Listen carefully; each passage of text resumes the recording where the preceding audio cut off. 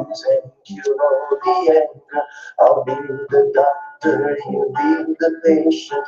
Here is your medicine, I'll help you take it home. Doesn't kill you, it makes you stronger. It wipes out the fear and makes you live longer. It's not a lotion, it's no magic potion. It's just a dose of love in the moment.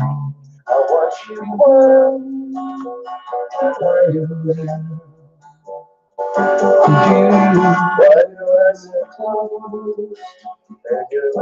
Hey, wait a minute. Where's the chat? I can't see it. Hold on. Hey, good evening. Hi. Look at you all. Abby's in the house. Hey, Abby, welcome. Missed you. Man. Hold on. Let me put all these notes aside. I got to catch up with you guys. Hold on, stay there.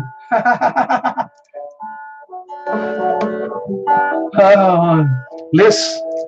Hi, Liz Wolf. Good evening. Stephanie. Stephanie V, good evening and welcome. Catherine, hello.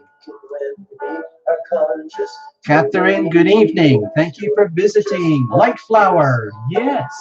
Good evening. Wow. Haven't seen you guys in a while. Yes. Jenny H.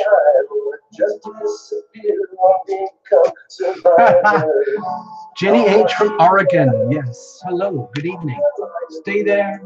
Don't go away. We just started. Abby's in the house. Lisa. Abby. Good evening, dear Abby. Missed you. Lisa. Lisa Edwards. MC. Good evening, MC. Good evening, good evening. And Sue, you are on your path. Well done. Sue on path. Yeah, for sure. And you are the key. We're all the key. Hello, I am the key. And the key. Good evening. Let's keep going here. I got to check you guys in. Sharon Teo. Did I get you? Wait a minute. Slow down. Slow down. Oh my God. Yeah. No. Where did I get to? I've lost track of you guys. I lost track.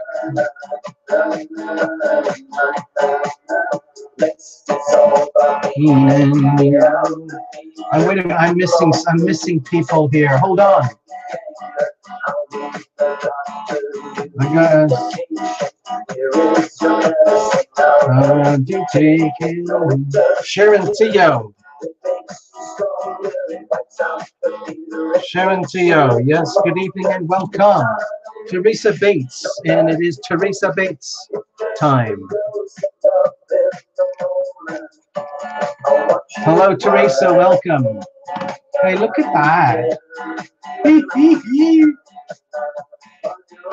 Whoa. Ms. Laura Ellen Smith. Laura E. Smith. Well, you've just turned to be a super regular, like you get VIP status, you know that. Precious. Uh-oh. What? Precious, we need to check in. Tragedy.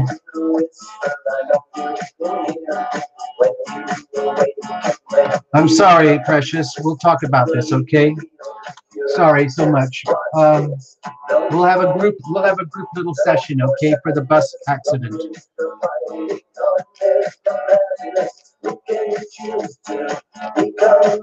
Okay, we're going to have a little session to take care of the new one. Ivona, what are you doing up? It's probably like 3 o'clock in the morning.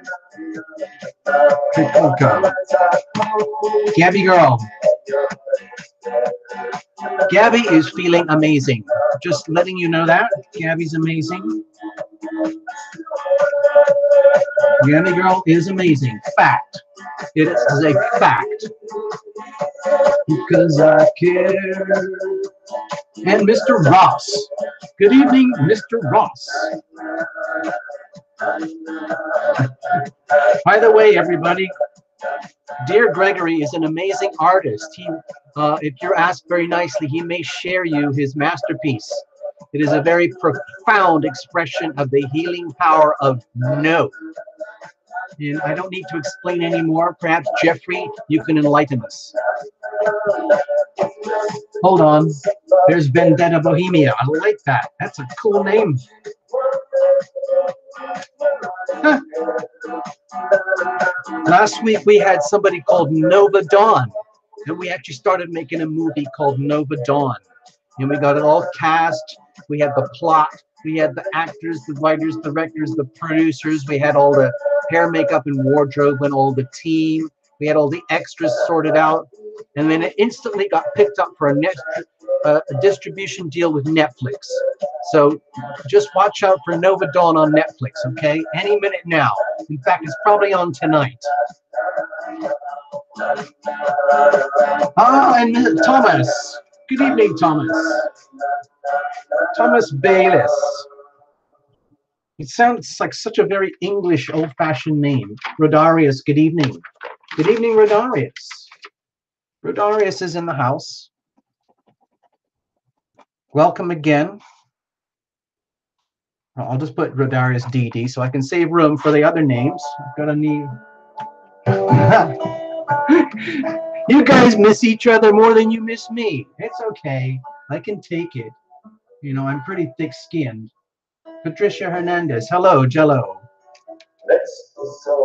Patricia, good evening. Hello. Hello, Patricia.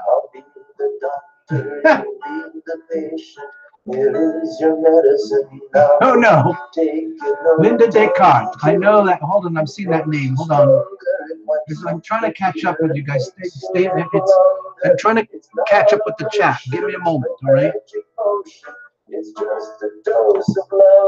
FB is in the house, and Dematsik is here. Linda Descartes.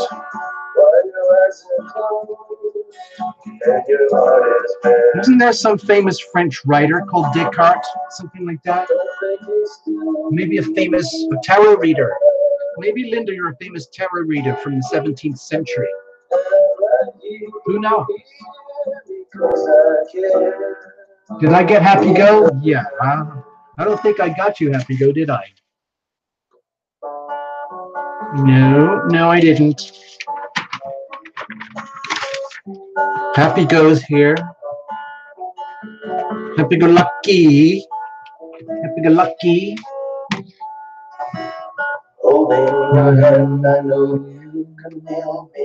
Hold on, I saw some more. I was waiting. It's really heavy. Kristen Napierkowski. And the same to you. Oh, I misspelled it. Kristen. Kristen MPK. I'm just going to put NPK. I hope you don't mind. No insult. All right, I'm just trying to. And thank you for that generous super chat. Who have I missed? Angela Yang. Good evening, Angela Yang. I don't know who's going to get a reading tonight. There's no way to figure that out. Of course, if you really want to, Stephanie Vaughn has set a fantastic example of how to cheat your way to the top, sleep your way to the top, get your way, buy your way to the top. Let's put it that way. It works. I guarantee it works. Super chat works, people. There you go. Yeah. Okay, so CL is silly. Well, it takes one to know one, Liz Wolf. It takes one to know one. There I am, wagging my finger, pointing my finger. Na, na, na, na,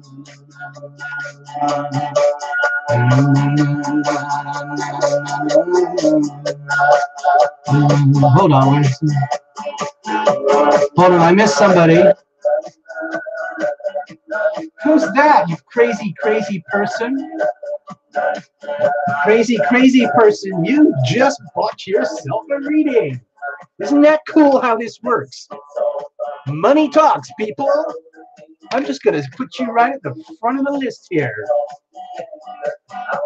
Hold on, I got to find out who you are first. Gabby girl.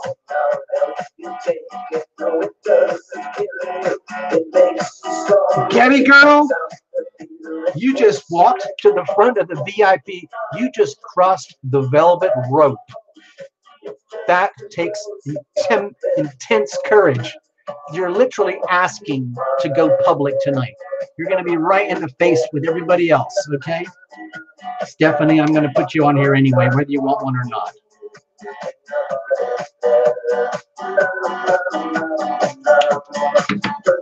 Because you're a very smart woman. You understand how business works, and you gave me a lot of advice and coaching. Thank you so much. Who am I missing? Teresa Bates. Did I get Teresa Bates? I don't think I got you, did I? No. Oh, yes. There you are. I got you.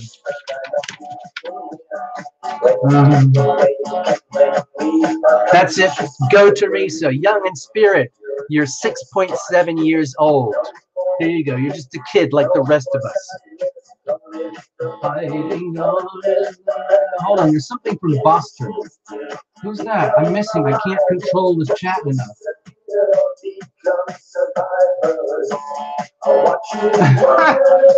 Oh, okay, I get it. You were on a trip to Boston, right? Hold on. Oh, wait a minute. You never had a reading. Grace Lauren. Who's this Grace Lauren? Grace? Wait a minute. I'm going to look. Lauren. Who was that who just said they've never had a reading? Hold on. This is really hard work.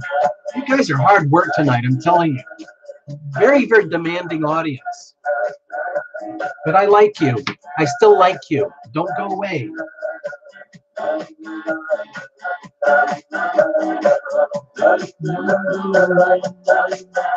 Lena's in the house. Woo! Music girl. Woo! Musical girl, Lena. You're awesome.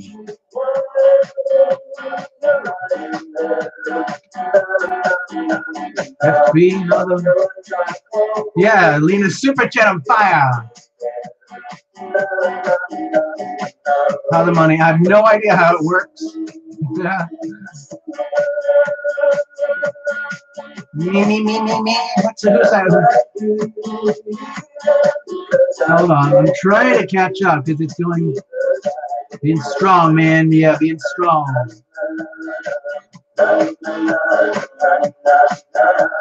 Daphne. Who's Daphne? Intimatic. Who's Daphne?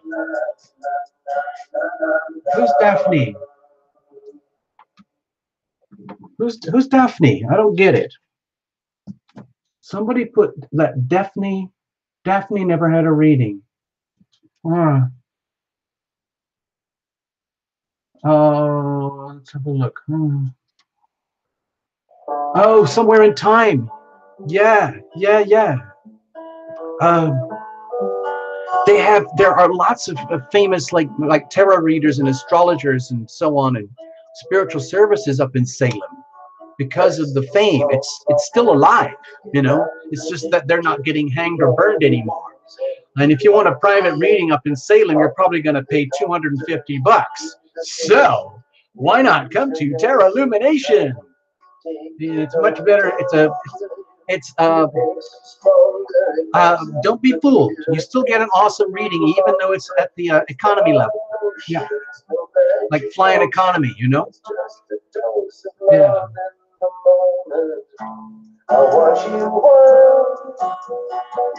Yeah. So yeah, I can remember hanging out. I used to live in Boston for a while, but I didn't actually ever go to Salem. Honestly, because I wasn't really even interested at the time. I mean, I heard about it, I know about it, but you know, what can you do?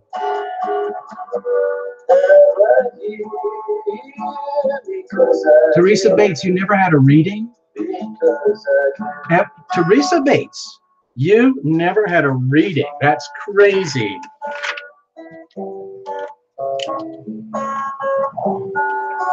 That's insane. Actually, yes, Happy Go. This is VIP. This is the ultimate VIP of tarot. It's a very exclusive little private situation that we have here. You know what, Teresa? Where's my little...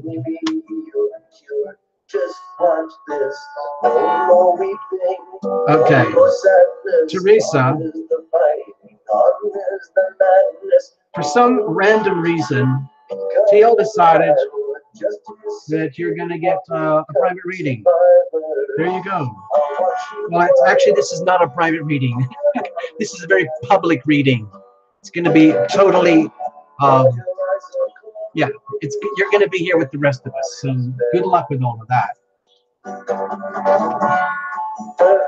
Vendetta never had a reading either. Oh dear, oh dear. This is such a sorry, sorry state. Sorry, people. FP never had a reading. Oh my gosh, there's so many people here who never had a reading. Oh no. I've kind of opened myself up for trouble, haven't I? Oh dear. Oh dear. Oh dear. Patricia, if you go to the private website, you can go to tarotlumination.com and you will find out the prices of the readings. But tonight, this is kind of for fun. If people want to donate the super chat, you can put, you know, a couple of dollars, a few dollars, whatever you want. I mean, I'll take it all. Money talks very loud here, believe me. Thomas Bayless, no reading either. What? And get out of danger, heal all the wounds and cure all the anger. I'll be the doctor. I'm just going to sing along for a little bit. Hold on.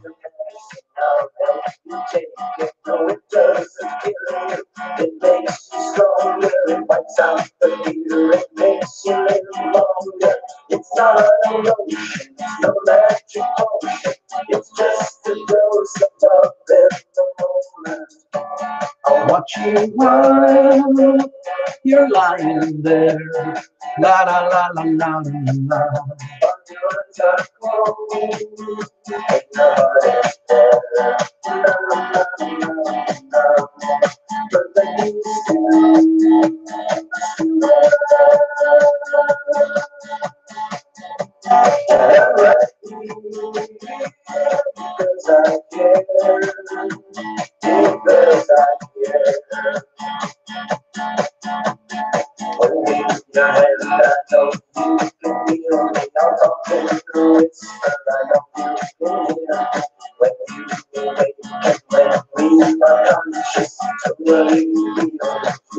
Just watch this. No more weeping, no more sadness. Don't miss the fighting, don't miss the madness. You can choose to become alive or just disappear or become survivors. I'll watch you while you're lying there.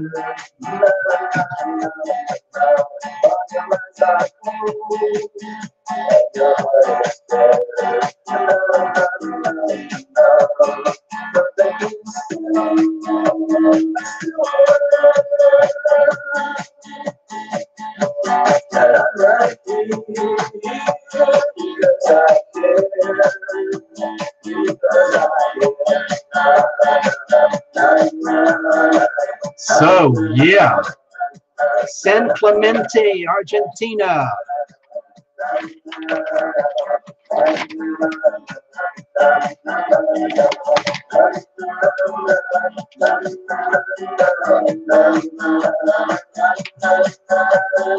Lena from Argentina.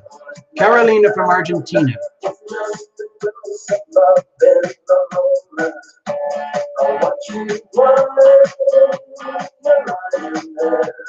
La da da da da.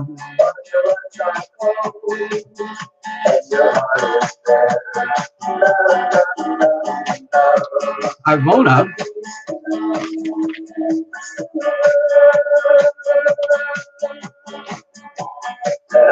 Is it Sweden, Finland, or Norway? I forgot, Ivona. I can't remember. Cool.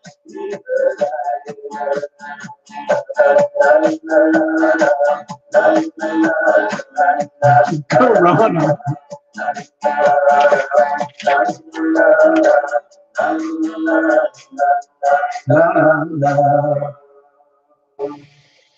Okay, let's get serious, people. Enough of this silliness. Too much silliness. This is a very serious channel. As you know, we do a lot of very, very important things here. And we take care of a lot of people in dire stress. And that's just how it is. That's what we do. I'm not sure how we're going to get all the readings sorted out tonight, because it looks like a lot of people need readings, frankly. And I understand. So I want to thank you, Gabby Girl and Stephanie. Thank you so much for setting the tone for the evening. It really, really helps. Now, yeah. So we have people here from different parts of the world. Last week we had a few from Australia and I think New Zealand. Sometimes, and we get them from everywhere. Like tonight, Ivona, I believe you're from, if I forgot, Norway, Sweden, Finland, Denmark. I can't remember. No, I think it's Norway. Norway, right? Norway. Yeah, I get it, Lena. I know. We're going to talk about this. We're going to figure out how to do a live show where Terra Lumination is going to do a live concert in Argentina. So there we go. Now, who is Daphne? I don't get it. Oh, FB's in Canada.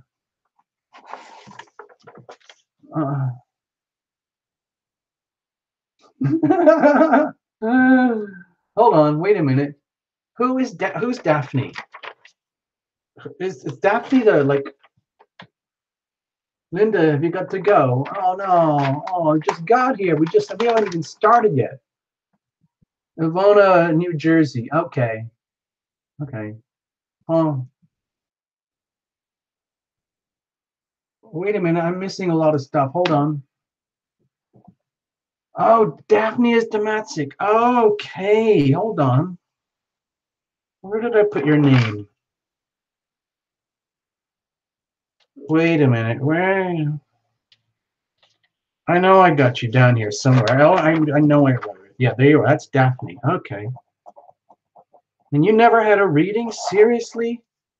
That's sad. That's, yeah. Liz Wolf, yeah. So Callie is truly beautiful today. Yes. Yeah. Hey, All Sun's in the house. Good evening. Good evening. I was wondering. And favorites here. Favorite. Of course. Thank you so much. Checking you guys in. Oh, Ontario. Laura Ellen Smith. That's far away. Wait a minute. Where did I put you? I know I got you here. Wait a minute. I can't believe I didn't write your name. That's crazy. I've seen your name up on the screen many times. There you are. Okay. Ontario. Wow. I love knowing where everyone's coming from. It really lifts my heart. I love it. I just love it. I love it. Southern Cali, Silly TL. Silly TL. Silly TL. That Silly is my middle name. Daphne from Calgary. Calgary, Canada. Okay. Calgary, Canada. I bet it gets freaking cold there. Freaky cold, man. Yeah, we're going to do a general reading. We're going to do a general reading in just a minute. Gabby Girl, Chicago.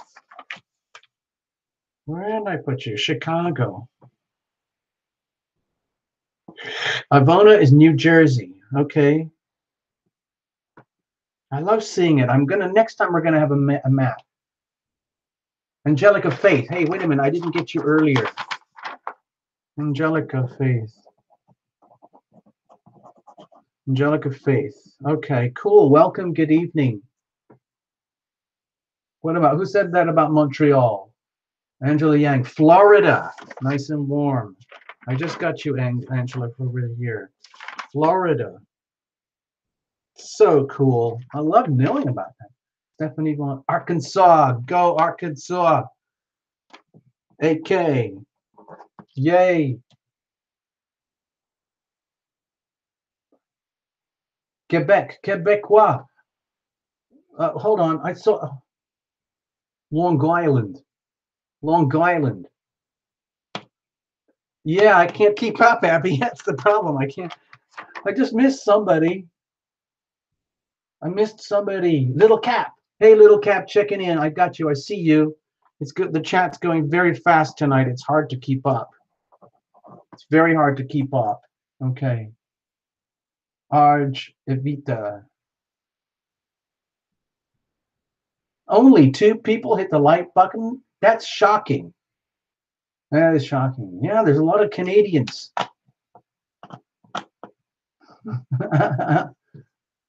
Bolingbrook, Illinois, isn't that? Yeah. Elizabeth Oliver. Hold on, I've got to get that. I love knowing all of this stuff. I mean, I don't know what to do about it. I love knowing about it. I don't know what to do. It's just like, it feels like, okay, I will do that, Abby. Okay, everybody, 1, 2, 3, hit the like button if you can find it. 1, 2, 3, hit the like button if you can find it. I need a secretary. Skinny Geminis. Okay, hold on. Radal Cell. Wait a minute. Skinny Geminis. Skinny Gems and Ray Del Sol. Hold on. Sun's rays. Somebody who was that from London? Who is that from London? I missed somebody. Jenny's from Oregon. Jenny H.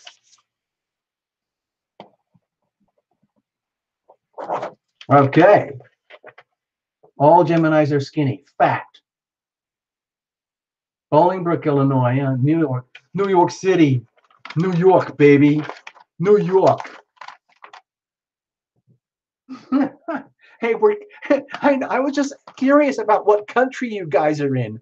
Now you're going to the cities, and now you're going to the suburbs and the neighborhoods, and now we're heading into the streets and the zip codes. Freaky, freaky, freaky. Wisconsin? Hey, Primary's here. Good evening, Primary. What's going on? It's probably still pretty cold with you, right?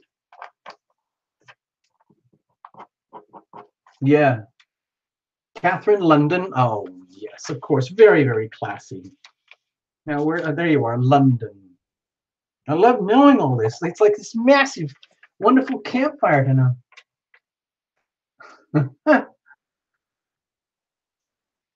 Edmonds, Washington. Abby's, we're going to put that Edmonds, Washington. Washington. By the way, everybody, in case you forgot, Abby is an extraordinary energy healer. She's the real deal. She actually uses her hands. And you can see her and touch her in person, and she can touch you. She has very powerful healing energies. I know a lot of you are secret healers. I know a lot of you have secret powers. A lot of you have come out of the closet. It's okay. You can do that. Terra Lumination is not ready yet. I'm not ready to come out of the closet yet, but we do our hands thing still anyway, okay? Yeah.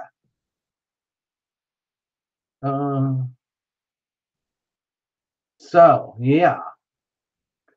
Precious, where did she go? Well, some people come and go. You know, they come in and say hi, then they go. They just want to check in, you know? That's okay. That's okay. We're cool. We're cool. Now, it's kind of random at the moment, as you can see. Teresa, you're going to get a reading anyway, just for the heck of it, because it's kind of a pity reading, you know? Like, what do they call? Teresa's looking for a man with those gifts, those healing power of the hands. Yes. Well, you've been outed, all son. You're no longer a secret chocolate eater. Everybody here knows you're a secret chocolate eater now, okay? Yes. Well, Catherine, me, please. Please. Please. Oh, is it going to be one of those? FB needs to go soon. So let's do the group reading. And Catherine was pleading. It sounds like one of those pity readings. We're just going to give you a reading out of sympathy. Just a pity reading. Okay, I hope you don't mind. No insult. It's just, you know, sometimes, you know, we just feel sorry for somebody. I'm not trying to hurt your feelings or anything, but sometimes I feel like, oh, like you poor thing. Like a little puppy dog, and you got stranded outside in the cold weather, and it got rainy, and you got all soggy and miserable, and now you need a reading. It's okay. It's perfectly okay. If you were feeling a little bit like that, Catherine, then it's okay. You need a reading. There's no question about it. Yes, Gabby girl, this is, in fact, the Tarot Lumination Love Tribe. This is actually it here. Okay? This is how it works. And Lenora Lawson. Oh, my God. It sounds like you're a very classy actress from the 1950s in the Marilyn Monroe genre. Let me get that name again. I lost it. No. Don't go so fast. Wait a minute. I got to catch up. Who are you? Lenora Lawson. That's definitely a movie star name. Lenora Lawson.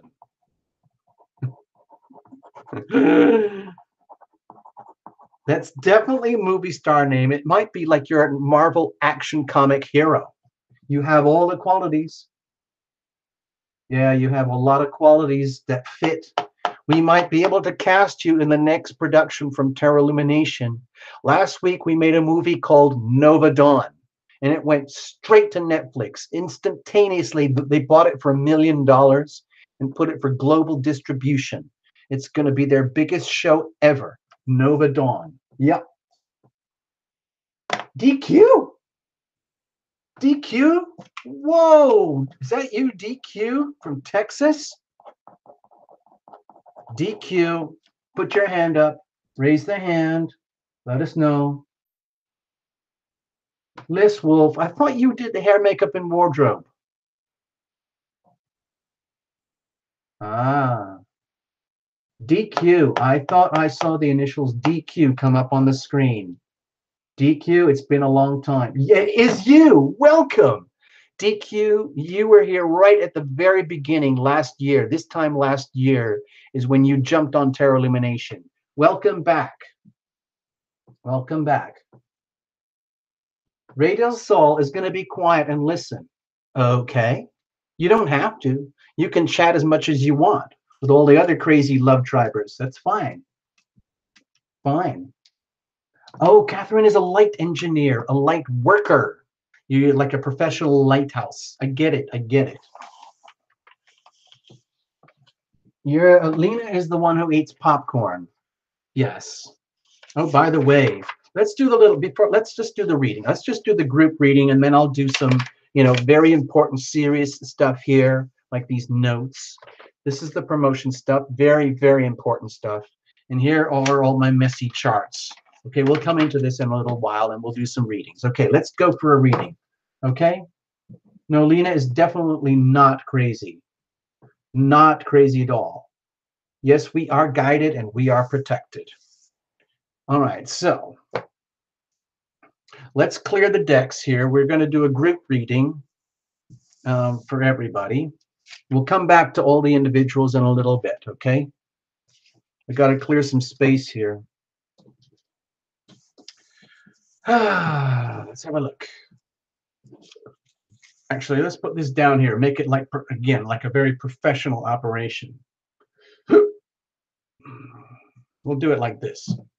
All right, people, here we go. You better strap on your seat belts. It's time to get geared up here. Put on your seat belts, please. Please, we cannot do this. I cannot move until you have your seat belts on firmly locked up, okay? Also, I would recommend goggles. I highly recommend goggles. And you know, it depends if you got the roof down, you might need earmuffs.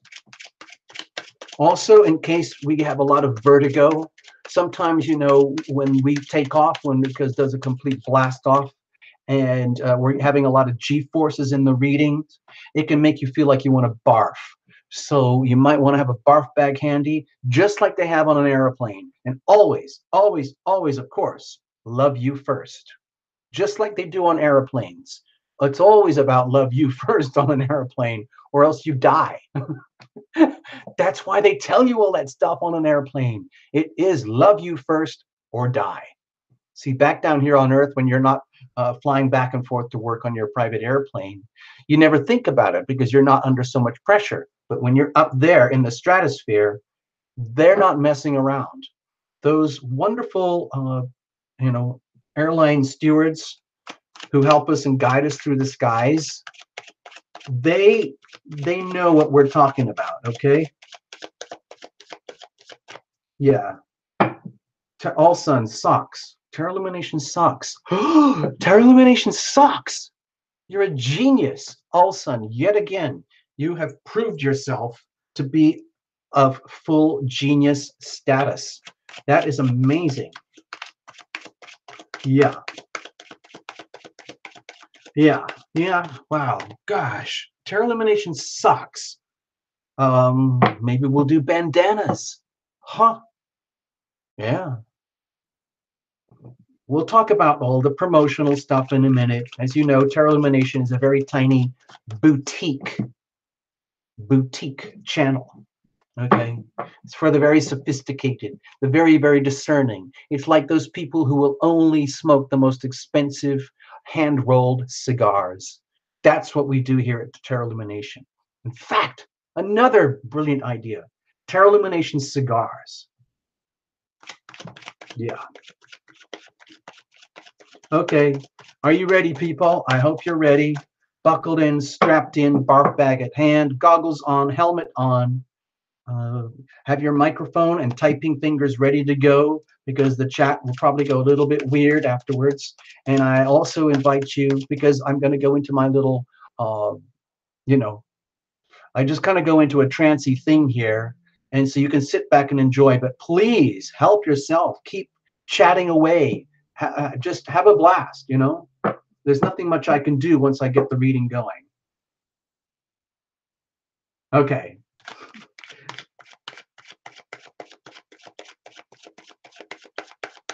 Okay, are we ready for blast off? Are we ready for takeoff, people? Are you ready? Are you strapped in on the Terra Illumination Love Tribe Love Bus? Yeah. And it has rocket boosters. Yeah. You've seen that on one of our amazingly sophisticated artistic pieces that we did on the channel a few months ago. All right, you're ready for takeoff, people. Ready for takeoff. Here we go. Cards are well shuffled in advance. No jumpers, no flyers, no oracles, no reversals. Sorry, I love the cards the way they were originally painted. To me, they are masterpieces, and I would never dare to turn them upside down. So there you go. That's how I feel about it. And I'm deadly serious about these things. Before I get going, I need a slight refreshment. The cards are shuffled. I bang the cards a lot because I like them to be very clear. Pardon me. No apologies. Excuse me. This is just plain water, by the way.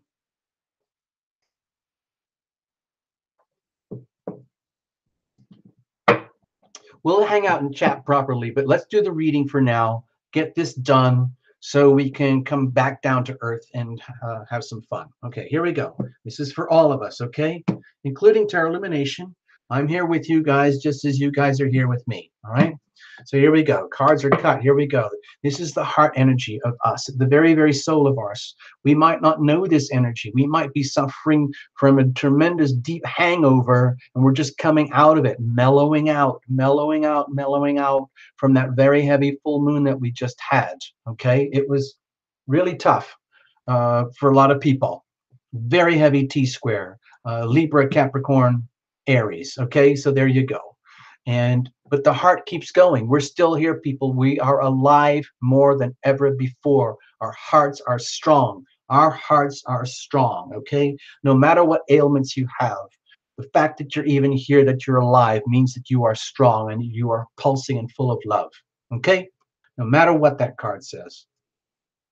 Next, legacy energy. What are we bringing in with us, people? You know, it kind of, the more and more this whole thing turns into like a tribal affair, the more and more this energy resonates with myself personally.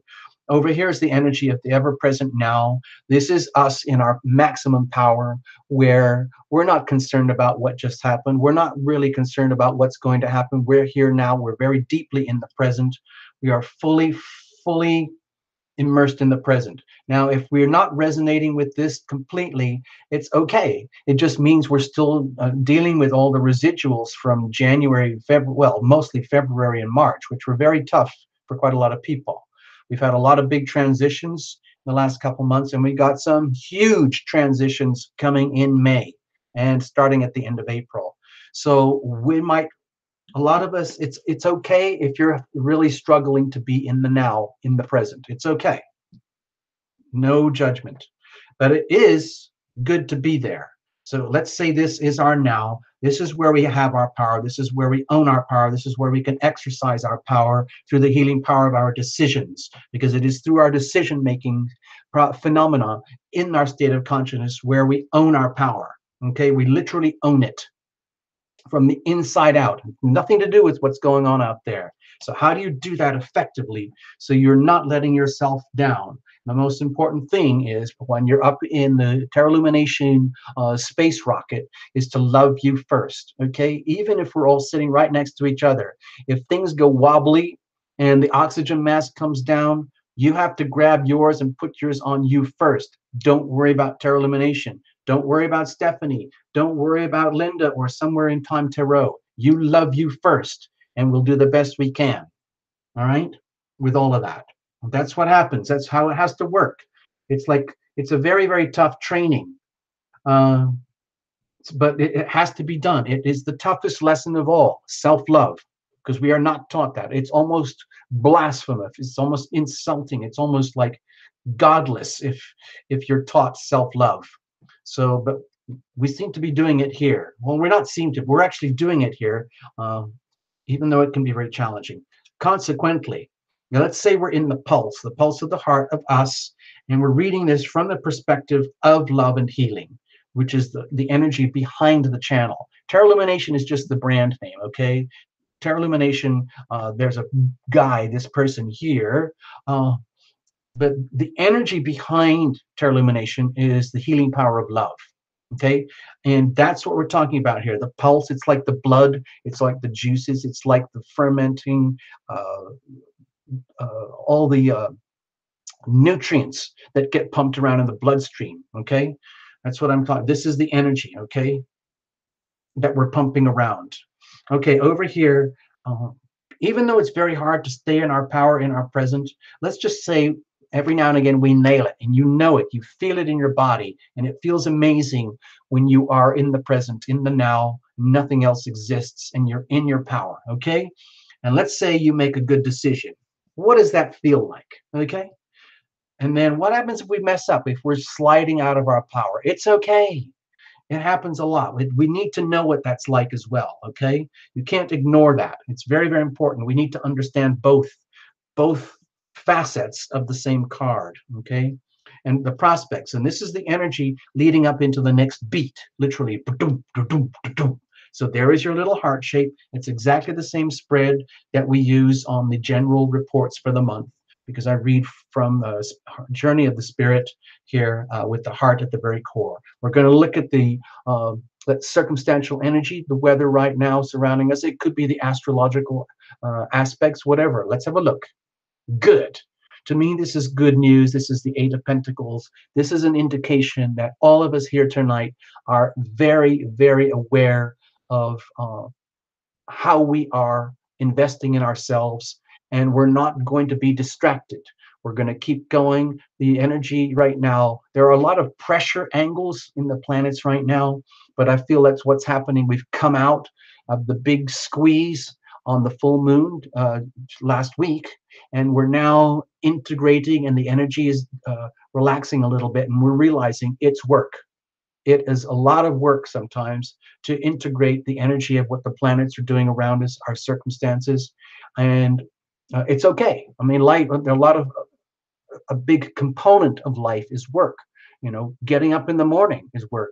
Getting through your day is work, and literally finding ways to unwind and integrate all your life, that's work too. It's almost all, you could categorize it all as work.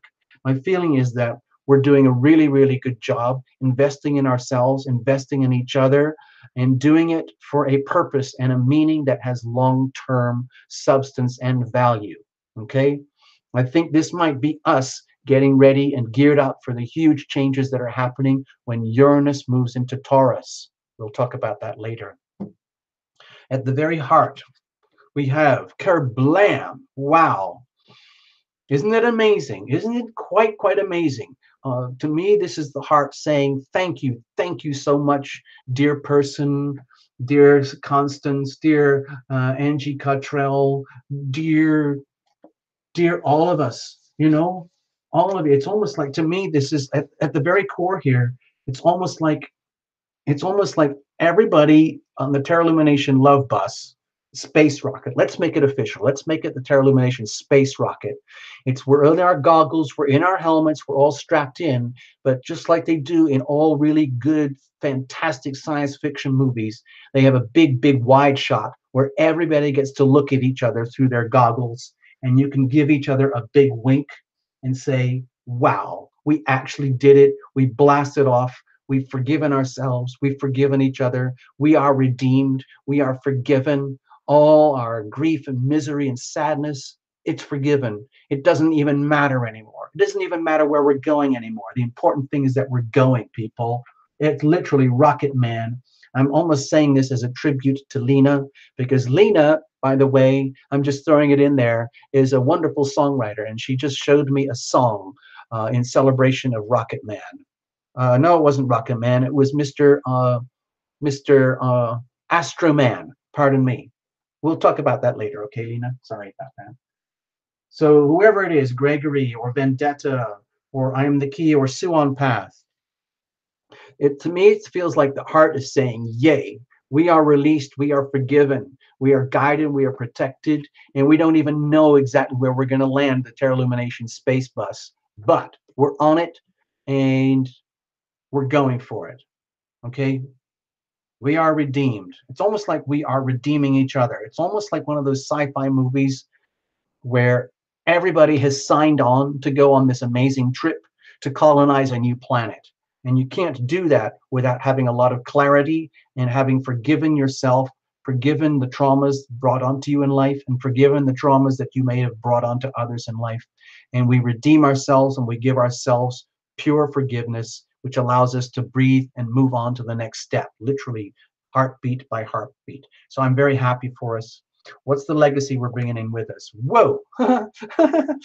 Okay, well, with the Wheel of Fortune here, my feeling is that we've signed on for this and there's no going back. Okay? It's like there is no going back, people. Once you are on the path of self-love, once you are learning about self-love, anytime you waver or fall off the path, you can feel it. It feels bad. It feels uncomfortable. It feels like you have betrayed yourself. It feels like others have betrayed you, but it doesn't matter. You still have to own that. And my feeling here is that everybody in the room tonight is essentially on the same page, where however miserable and uncomfortable it might be in the lessons of self-love, we're all on board and there's no going back. It is a trip, it is a journey, and it's going to take you into the great unknown, because the journey of self-love is almost by definition facing into the unknown, where there is where it can feel literally like you're on a magic roller coaster, a roller coaster where 1 minute you're up, 1 minute you're down. 1 minute you have these ecstatic revelations about how blessed and redeemed you are when you love the self first, do that effectively, generously, honestly, which puts you into your power, which allows you to be the most loving, wonderful, amazing person for the rest of the planet. Okay? It is quite a trip. It is very, very, very trippy.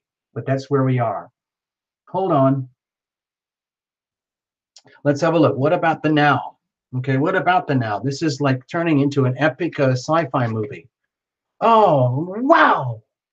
Okay, with the Ten of Pentacles here, my feeling is that, like, if we could actually do it, we could actually sit. Let's say you were here at my little house and we could all gather around each other. We could give each other a monster family love tribe love hug.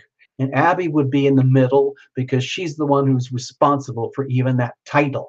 And Abby, you would be getting squashed like a squashed from all the love hug pressure. This is the pressure, the feeling of what it's like to be loved and to be loving, to be loving and to be loved, having it all, having that wealth, having that richness and abundance as evidence inside of you, inside of your body, your physical life, your physical world, knowing it and feeling it and having it, literally like having gold. It's like owning gold. And once you understand that, nobody can take that from you. It doesn't matter how brutal it gets out there with your physical life, you can still own that gold on the inside.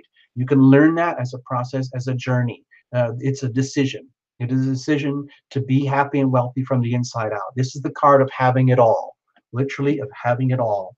And that's where we are right now. It's almost like it's a celebration here. To me, this feels very much like it's a celebration for all the work and the efforts that we've all put in with ourselves and each other over the last year to get to the point where we can declare this openly. We are amazing. We are forgiven. We are guided. We're on an epic, amazing journey together, and we're very, very wealthy. We're very lucky. We're very wealthy. We're very happy, and we're very blessed to have this, to be together like this. So, in that spirit, what about the decisions? This could be very tough. Okay? What it means is that, like, in order to stay on path, to stay on the journey, feels to me that once you have set the standards this high for yourself, there is no going back.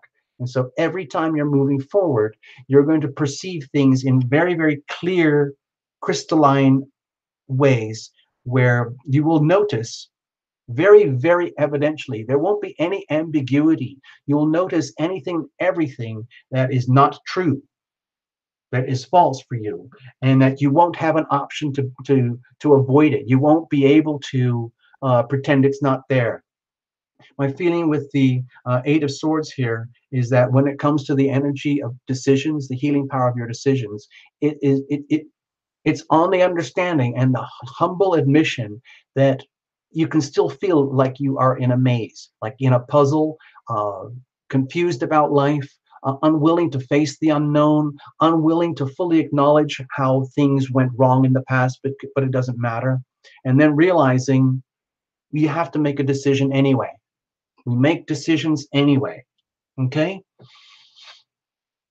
But it takes a lot of courage. But of course, we have a lot of that here because we're very, very, very lucky. And if you can't do that on your own, the beauty of this here, my feeling also is that you have somewhere else where you can turn. Like if one of you guys are really wigging out right now, like seriously struggling, you can turn to us. You know, that's kind of what it's here for. The whole thing about Terra Illumination is that it's a go-to place for people who are wigging out. You know, you can get a little miniature private reading. You can come and get a private reading. You can just hang out and watch the general reports. And usually there's some kind of positive healing energy that comes with it. And you can share that, okay? You don't have to be a victim all day, every day. You can understand that we're all there. You know, this is universal for all of us. At some point, even with all this awesome energy here, we're still evolving and growing, and that means understanding that we're always going to be facing new issues, new puzzles, new problems, and they're going to come to the surface, and we're going to want to resist it, because when you're kind of on a roll like this, it's almost like you don't want to deal with all the doo-doo anymore. You just want the good stuff all the time.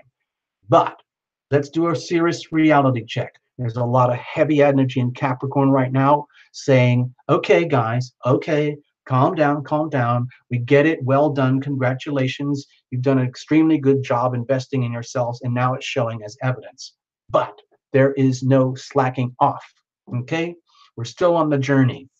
So how do we make these decisions effectively, knowing that we're still on a journey and we're still going to be called out? We're still going to be called out where we're going to meet our challenges and have to make decisions. How do we do that? We do it as a team effort, okay? We understand that Tarot Illumination, I can turn to you. You can turn to Tarot Illumination. Elizabeth Oliver, you can turn to Angie Love. Moon Cancer 1-1, you can turn to Abby Girl, okay? All Sun, you can turn to Primary, however that works. You are understood. You are understanding. You are understanding. You are understood. You are appreciated. Others appreciate you. You are appreciative. Others appreciate you. It is a group effort. We can help each other, literally helping each other on this sacred path. The lessons of self-love. It is the toughest lesson. These are the toughest lessons, and that's why we're doing it together, because you can't do this on your own. You cannot learn self-love on your own. You have to be in relationship, in deep relationship with others. Consequently, the healing. Ha ha ha. Oh my gosh. Oh wow. This is kind of beautiful, people. This is kind of beautiful. To me, it feels like this is what it's really all about here at Tarot Illumination. This is the healing power of love. By facing all your own doo-doo, doing all the heavy hard work, the heavy lifting, like one day you might be able to get a lot done. One day it might take you months and months just to clear up one psychological issue. It could take years to clear up other deep wounds. Whatever it is, we're doing it here, and we're starting to learn that, wow, you can do this as a team effort. In fact, it's better if you do it with your significant others, people who love you and people who you love, because then it compounds itself, it amplifies itself, and it literally turns into a phenomenon that I would call the energy of heaven, the healing power of love, and how it can actually manifest into your life, into your world as a phenomenon. You can actually experience what I would call miraculous healing. We can talk about that more at another time. I'm very lucky to be alive today. I'll just share this with you tonight, right now. I've been on the receiving end of miraculous healings many times. Otherwise, I would have been dead by now many times. So I know what this card is about. I know I'm very deeply intimate with this card. I know death very well. I've been in the face of death plenty of times to understand death and what it's like to come back and be alive and understand how sacred it is to be alive and come back into your harmony and balance and to heal, to be healed. All healing is self-healing. In the end, all healing is self-healing, even if we had to do it in a massive group enterprise, doctors, nurses, support groups, friends, family, insurance programs, ambulances, whatever it is. It's a team effort, but it's all about healing. But ultimately, the actual final act of healing is self-healing, and that's inside of you. They can put a bandage on your arm, but that broken bone actually heals itself. We can nurture the conditions for self-healing to occur, but the ultimate healing is self-healing. Okay, psychological, emotional, physical, financial, deep organ healing, deep tissue damage, even some very, very tough, challenging illnesses can be healed with the healing power of love. I am a living testament. Okay, so this is what we're doing. We're actually creating this and nurturing this and fostering this as a phenomenon through the healing power of your decisions and your courage and willingness to do this. Okay. So what does it look like if we screw up?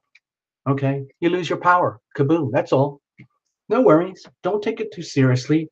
If you If you wig out, just pretend you're back on the Terra Lumination spaceship, okay? And we're zooming off to our place into the great unknown, let's say Uranus and Taurus, because that's going to take us into a whole new world. And then we're just looking at around, let's say, what is it? There's 57 people or something, people here tonight. And you're all in your Terra Lumination spacesuit. You're wearing your Terra Lumination scarf.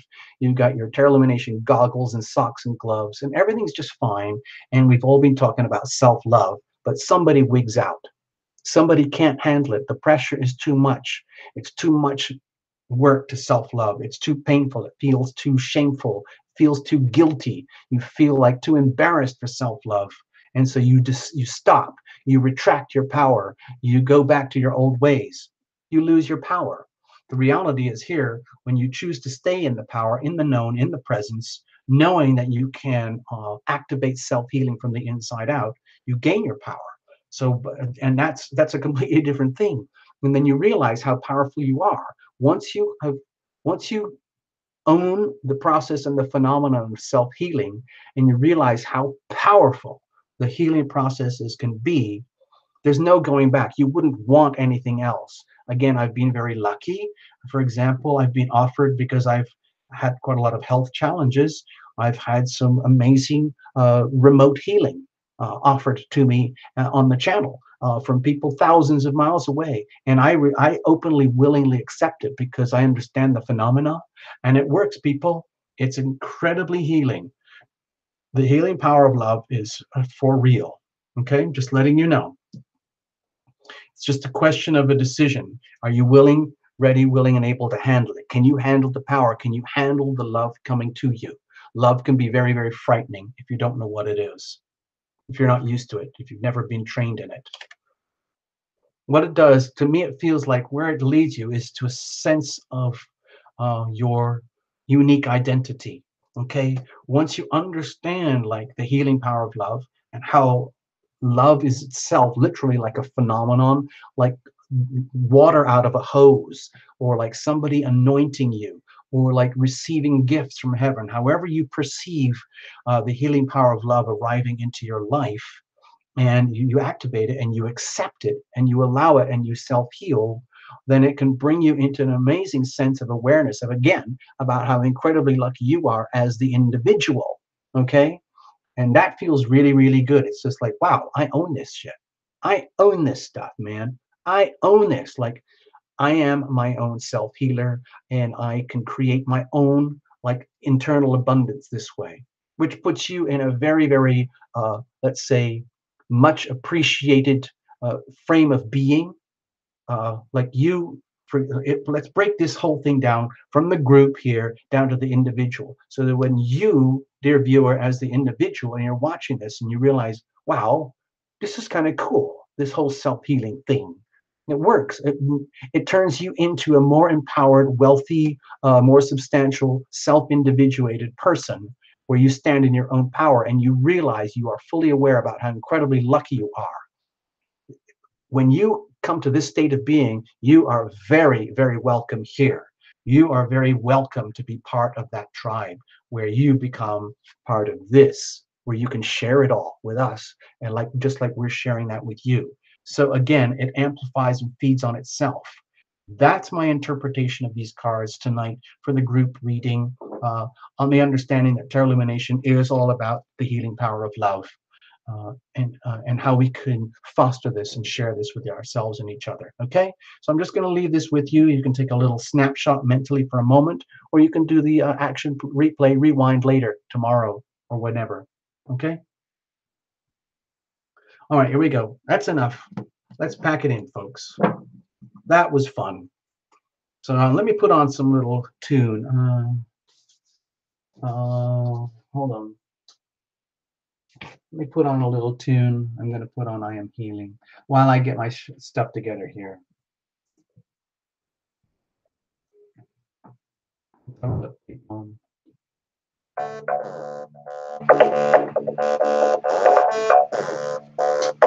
Okay, let's strip this stage down. We got more work to do, people. More work to do. Work, work, work, work, work, work, work, work, work, work, work, work, work, work. Okay. It's time for a break, people. If we're on the Terra Illumination Love Tribe space bus, grab your partner by the hand. It's okay. We're up in the stratosphere, in the deep, deep space now. You can take off your helmet and goggles and oxygen tubes. You can breathe. The air is normal. Grab your partner, grab somebody and dance.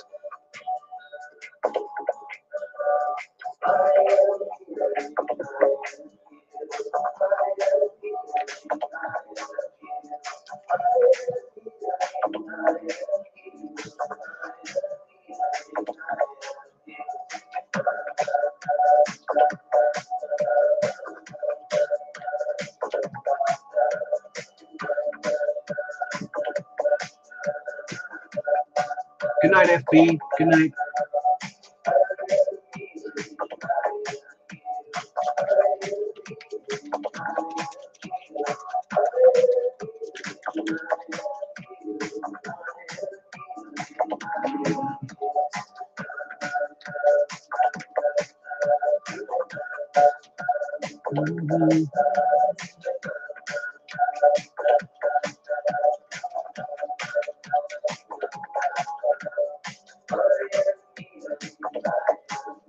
Good night, FB. Good night, FB.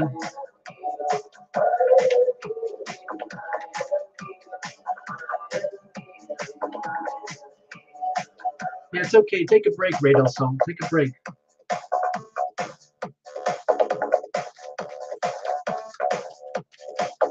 I'm just shuffling cards, people, okay?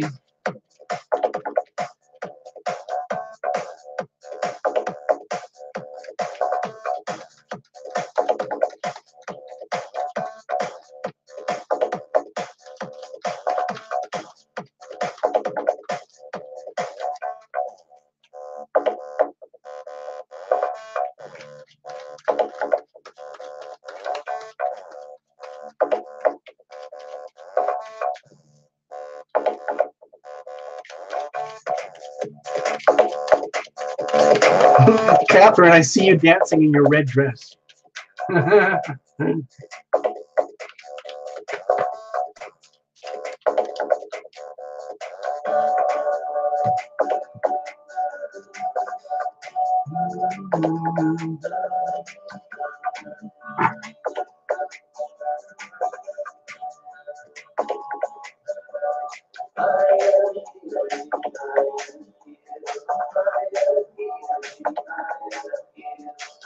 Path traveler, you'll have to write in and we'll have to talk about that one.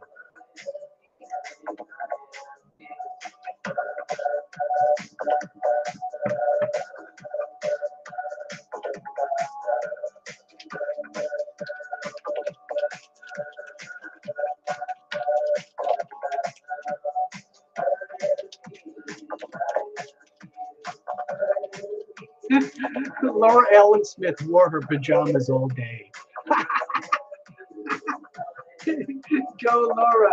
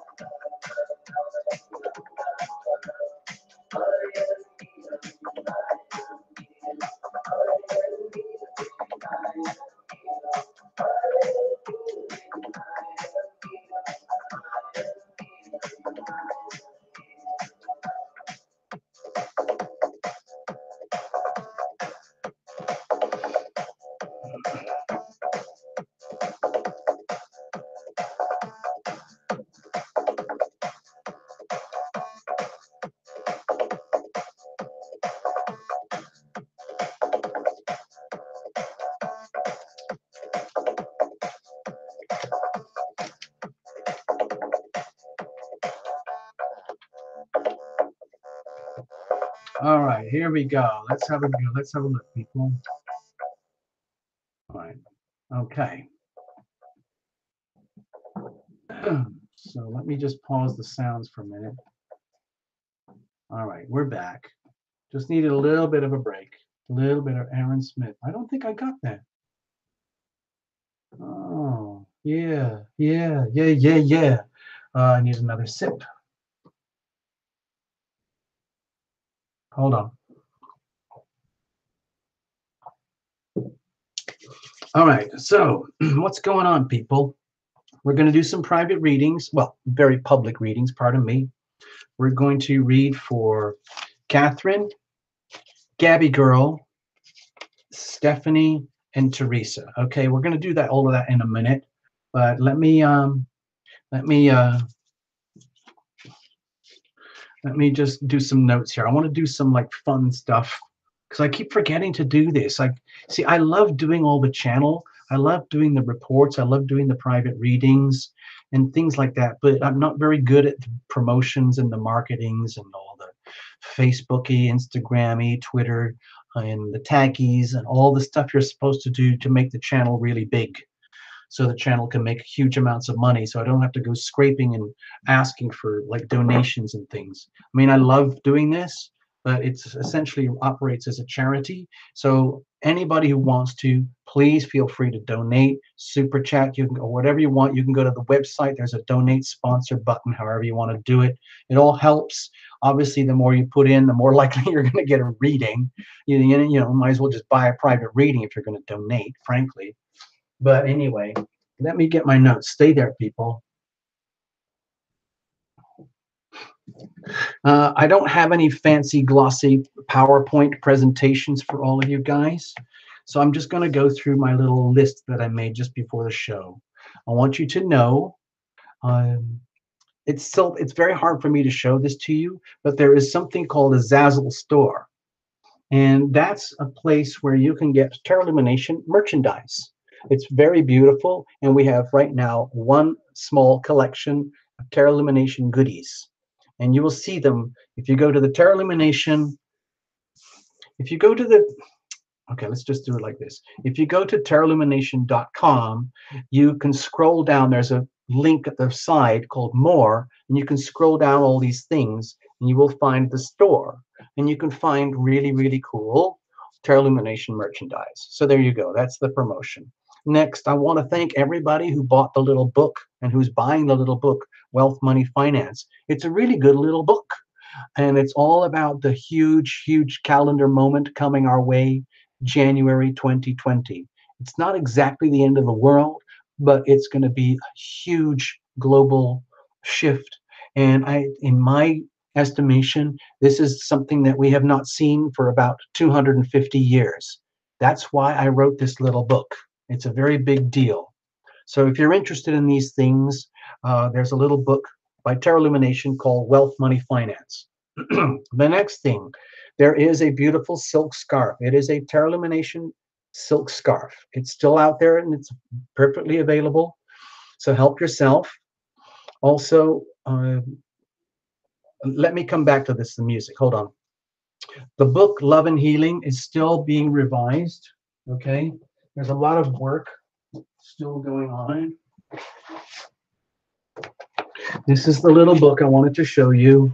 There's a lot of work.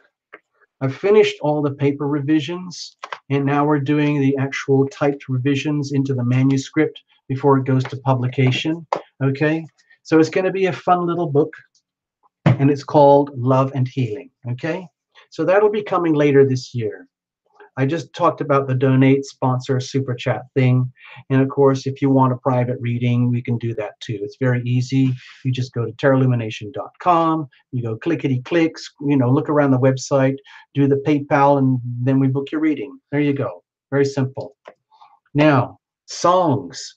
I love music. I don't know a lot about other people's music, but I like to write songs and make music. And one of my big dreams one day is to do a big show for you guys, and like do a real life concert in person. That's probably the nearest thing to actually going public, like being a person, because I kind of like a little bit of autonomy.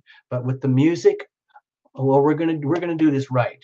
And wonderful, wonderful Carolina, I'm just gonna say, hey, who's that? Hold on, I just saw something. Hold on, Path Traveler. Aha, Path Traveler understands the healing power of money. Dear Path Traveler.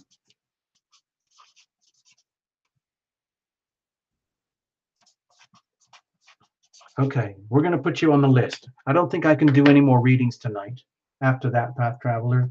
So I really thank you guys so much. You're going to go here. You're in the pile, all right? So hang in. I might have to do you really late, okay? So, people, yeah. Um, Music to me is very, very, very important. I do a lot of my own self-healing through music, and I like to write music and I sing songs to myself. And um, because of all your donations last year, I now have a recording studio. It's very elementary, and I'm still learning how to work it. But eventually, with the help of Benny from Australia and Mikey from, I think he's in Switzerland, Austria, wherever Mikey is, I forgot. But those guys are going to help me to do with the recording and the production. And Lena is helping with all the lyrics. So in a few weeks, a lot of the songs are going to come back onto the channel with lyrics, and we're going to strip out the old renditions, and we're going to have lyrics so you can actually see what the songs are saying. Because to me, the lyrics are very, very important. Okay, so there you go. I just wanted to tell you guys all these things. Most of this stuff here is just looks like a boring list, but you can get it on the channel at terraillumination.com or at the website terraillumination.com. There you go.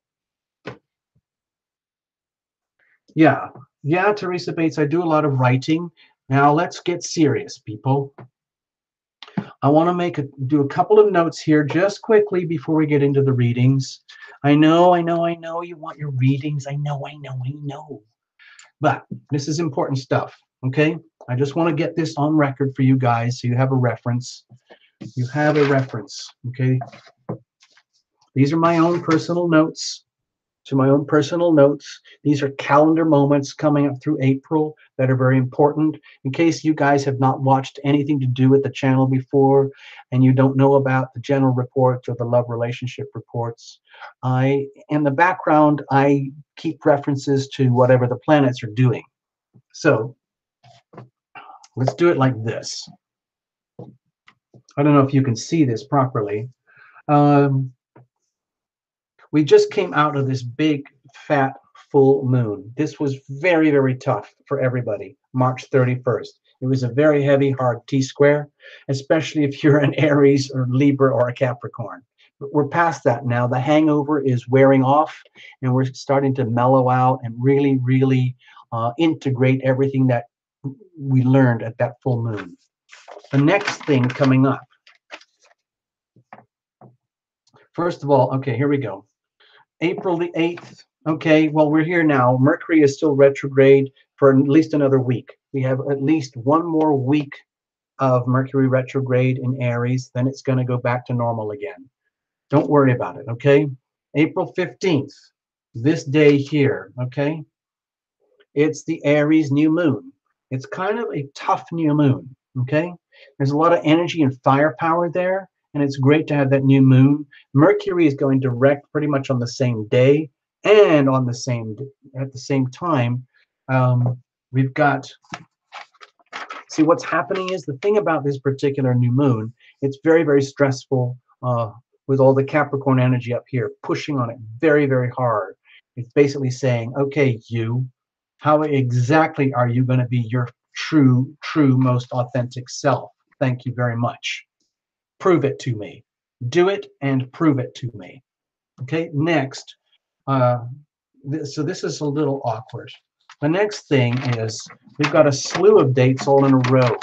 By the end of the month, things are going to get very dynamic, okay? So it starts here, April 18th. Okay, on April 18th, we might feel a big slowdown. Saturn is going in Capricorn retrograde for several months. So you might feel this like pressure to integrate all the tough lessons that you've already been working on. It's kind of like, you know, going to school, going to class, your PhD, your college, your degree, whatever, and then they set you a huge pile of homework, and now you have to go home and do all your homework before you come back to the next class. That's kind of what's happening now. On the 19th, Sun moves into Taurus. The pressure is going to change. It's going to be actually kind of more comfortable. And on the 21st, Just please know on the 21st, Moon is going to be in Cancer for a few days. It's kind of a tough angle energy. It's very, very tough because it's opposing all the Capricorn. And I already showed this on some of the reports. I just want you guys to know, April 21st, we have a very tough alignment here. It's very challenging. Okay, I'm not going to go into the details. I'm just letting you know. These are just calendar moments. Next, on the 23rd, Pluto goes stationary. So whatever I just told you about Capricorn and having to go home and do your homework, when Pluto goes stationary, we're talking months and months, maybe 3 or 4 months, maybe more. I haven't checked. So it means a lot of integration is going to have to occur now over the rest of this year as we understand the Pluto lessons from the last 4 or 5 months. Okay? April 29th is a very kind of big day right at the end of the month. They got the big full moon, Taurus Sun, Scorpio Moon, okay? Just letting you know. So it's, I mean, it's wonderful what it is. It's just going to be very intense because it's the Scorpio energy there, and Taurus is not going to let Scorpio get away with anything, and Scorpio is not going to let Taurus get away with anything. It's going to be full on. These are two very, very strong signs that are going to be looking right at each other. They're going to see all the worst and all the best in each other, okay? And it's happening to be a very, very tough T-square on the Leo.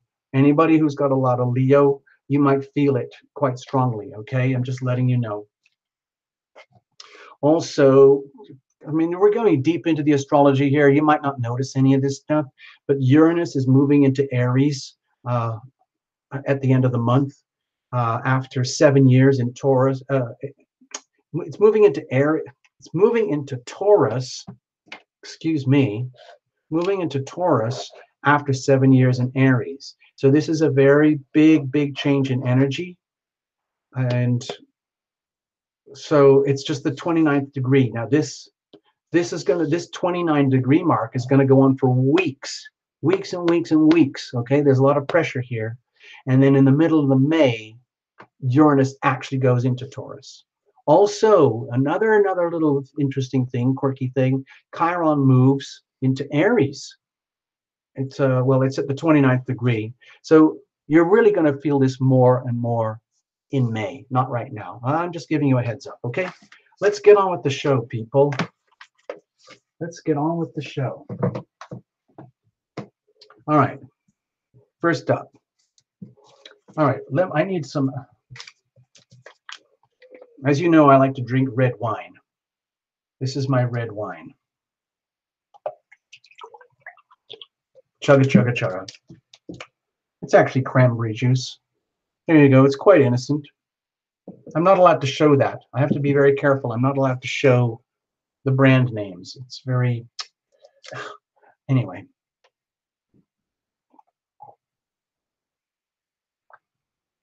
All right, there we go. We've got Stephanie, Catherine, Gabby Girl, Teresa, and Path Traveler. All right, I know, Catherine, you're hurting right now. Also, hey, wait a minute. Oh no, we'll do that. Let's just get a couple of readings done, then we'll come back to Precious. I know, Precious, you wrote something very early on, something very tragic about the little kids dying in a bus. I didn't know about that. So we can have a little prayer session, a little group prayer if you want. Okay? Let's start with Gabby Girl, all right? How about that? Gabby Girl, you're up. All right. Here we go. This is it, people. Now we're getting into the nitty-gritty. This is the stuff. This is what it's all about. Cards are well shuffled, as you know, Gabby. No jumpers, no flyers, no oracles, no reversals. I love the cards the way they were painted, just as they are. I'm just going to go straight in. We're going to cut it up, and then we're going to really cut it up. Okay, so there we go. Wow, that was a very extreme cut.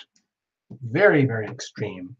To me, that's an indication that we really have to break up a lot of stagnant energy. All right, Gabby? No offense, okay?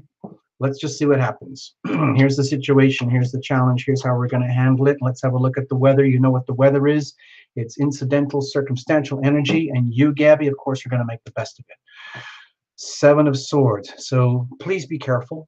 To me, this is an indication that you might be in circumstances that are very, very delicate, perhaps a little bit treacherous, very, very difficult to navigate, to the point where you could easily get hoodwinked, or you might be trying to get away with some mischief yourself. Either way, be very, very careful. It's like trying to drive on black ice.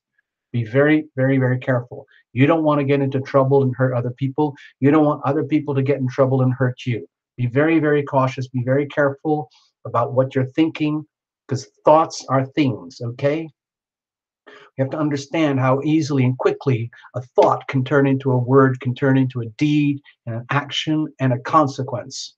So be very aware of what you're thinking, okay? That's all I'm saying here. Just be very, very, very clearly aware of what you're thinking, so that you're not betraying yourself, you're not trying to cheat yourself, you're not trying to cheat others, and you're not going to let anybody cheat you, okay? Or mess you around. What's the situation? Okay, well, luck with the Ace of Wands here, Abby, this wouldn't be here unless you deserved it. So if you are itching for a new start, new beginnings, and a new chance to like express your passions and come into your strength, and like get much more tuned into who you really are as a person, so you can like, you know, get on the path of like glowing, so you can become like your more radiant self. And at the same time, you're in conditions that are very, let's say, precarious conditions. We're already dealing with a challenge here, because this is a very strong energy. You might be really fired up. You might be feeling that all your circumstances are just right to get going and starting off on this new path. So it feels to me like there's a lot of pent up energy here that wants to be expressed, and you're seeing the time and the opportunity. All I would suggest is like, uh, you know what they say in the old days in wartime, keep your powder dry. You know, like in the old wars, where, you know, they were using muskets and they had powder, and you don't want your powder wet, otherwise you're going to shoot your gun and it just goes, nothing happens. My feeling is that this is connected to the new moon next week, and it's time to get yourself poised and ready now for new beginnings, a new chance, new start with the new moon energy. It's going to be quite a significant high pressure new moon because of the heavy squares from all the Capricorn energy. So don't do anything too risky right now. The situation is telling me to like keep your powder dry, get yourself poised, get yourself fit, do all your planning, and get ready to like go live in, you know, once the new moon starts to pick up, which would be, you know, like the 16th or 17th. That would be when this comes into play. All right. Now, what's the challenge here? Of course, you've got circumstantial energy that's very challenging, but what about inside of you? Okay. With the 10 of Cups happiness here, maybe this is self-doubt. Maybe you're suffering from extreme self-doubt, whether you think you're even worthy of this, whether you think you're worthy of being happy at all, whether you think you'll ever have that true love and all uh, the the outcome of true love. Because when you have something that's truly loving, where you can share your love with another and another one can share their love with you, it tends to amplify and radiate. For example, children. Children from a very loving, happy couple uh, tend to be very lucky little kids in their own way, somehow or another, because the love breeds love. Okay. But if you're scared, like if you're doubting whether this is true, if you're doubting whether, you know, true love exists for you in terms of having a home or a family in a way that would work according to what would feel right for you, it's understandable. This is a very big wish. This is a very big desire to have it all. This is the card of like having, having like real happiness in your heart. Okay. And being able to share that with your loved ones. But if it's here in a challenging position, to me, it feels like there's a lot of doubt here. In other words, it feels like there's a lot of desire to get something, make something like this happen. If you've got something like this already and you want it to be improved, that would make sense too. It's just that you might be in very challenging circumstances, wondering whether you're actually ever going to have a chance for this to really properly work out. It looks like you surely want it, you surely deserve it, but if you've got a lot of doubt, that can impede things. Doubt is very, very destructive. It's like toxic gas. It's like poison. It's like rust, and you're not aware of it. It can really cripple you. Doubt is very crippling. It's the energy of not trusting your decisions. Okay? Okay? Go back to the original reading early this evening for the group session. Think about that. So how are we going to deal with this? How are we going to deal with this fear and doubt of whether you're actually worthy of anything like that? Okay, with the death card here, to me, it's a feeling of being willing to go through what might feel like very traumatic shifts and changes coming up in the near future. Okay, to me, it feels inevitable, and it looks like you're ready and willing and able to go for it. It's just that it's scary, and there's a lot of doubt whether there's going to be any kind of decent outcome. That's what I'm feeling here. This might be very closely related to the Taurus sun and the Scorpio moon on the, I think it's the 29th, the full moon, the scorpionic energy here of death and transformation, transformational healing, where, in other words, to me, it feels like it's a little bit scary, like, I don't know what's going to happen. I don't know what's going to happen. Do I really have a chance here? Is this ever going to work? Is there something that I can fix? Is this love lost forever? Can it ever be rekindled, started again, starting from scratch? Something like that. Maybe new spouse, new mate, boyfriend, girlfriend, whatever it is, and then starting from scratch. The way to handle it is allow yourself to go through whatever like deeply convulsive, let's say even painful transformational shifts and changes that are going to occur. Just simply allow that to happen, get through it, and allow for whatever is obsolete and redundant and toxic and moldy and rotten, just allow it to die off. And don't fight it, don't resist it. In other words, if you're kind of on black ice and you're trying to hold it all together, like keep a semblance of life together, and you know full well that it's unraveling and falling apart, don't try to fix it. There's no point. It's better to let things that are dying and obsolete and dead, just let them fall apart and allow for the new to unfold. Okay? That's what I'm feeling here. Okay, Gabby? I hope I didn't hurt your feelings or touch any nerves that were too sensitive. You can handle that. You've got the courage. You can really, really do that. I don't think you would be here visiting this channel unless you had the guts to do this. Seriously. Yeah, it's challenging. Sure, it's very challenging. It's precarious. You could easily get hurt. You might be frightened that you could get hurt. That's good. You need to be aware. You need to be acutely aware, trusting in your senses, and then make your decisions. Okay, be fully aware of all the challenges around you. Be fully aware and conscious of all the slippery conditions where you could easily screw up. Next, who's next? Hold on, let's have a look here.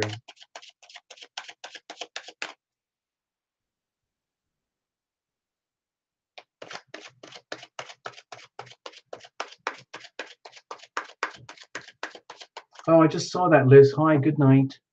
Thanks for visiting. I won't be able to give you a reading here, but thank you so, so much. Yeah, thanks for hanging out. look at you. It's like you're getting a big send-off, Liz. Everybody's saying good night, Liz. Oh boy.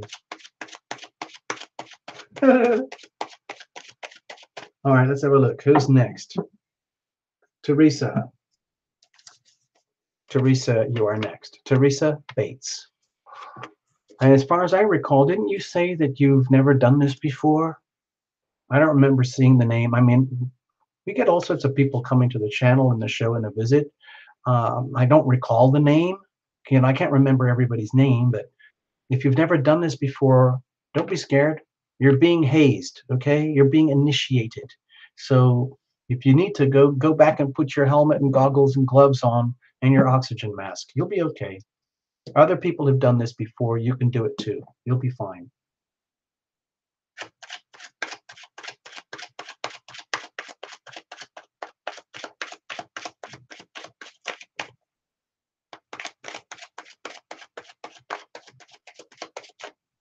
All right, here we go, folks.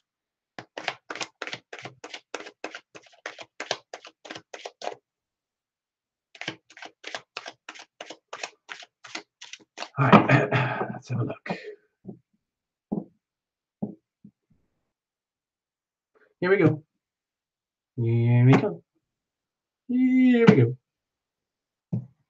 Big, fat, weird cut. It seems to be coming out with big, fat, weird cuts tonight.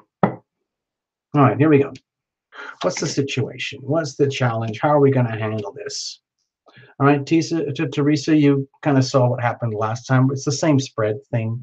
We're just going to tell a quick little story for you, and I hope it makes sense. Hope it helps you on your healing journey. Circumstantially, Ace of Pentacles is here. So this is kind of like an alarm bell going ding, ding, ding, ding. Teresa, you are very lucky. You're very worthy. You're very deserving. You're very open to receive. Question is, are you ready? Are you willing and able to receive? Okay. So this is like ding, ding, ding, ding, ding. This is like you, in some way or another, you wouldn't, this wouldn't be here unless you deserved it, okay? Unless you'd earned it. And maybe if it's just the tiniest little way, but it's like luck is on your side. It's like you just won a little lottery ticket, or you found a lottery ticket and you won, or somebody just gave you a present, or this is your chance to cash in on your talents and gifts and talents like never before. This is your time. This is your moment to understand and realize how incredibly fortunate you are, and that this is a chance to take that good fortune and plant some of that in the ground and grow that into more good fortune, okay?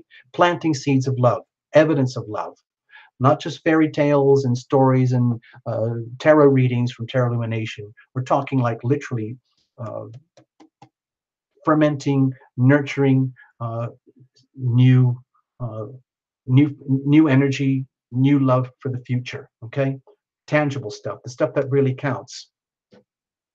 Evidential love. What's the situation? Okay. Well, with the Ten of Swords here, to me, this is kind of a relief, because this is like an indication, like you're done.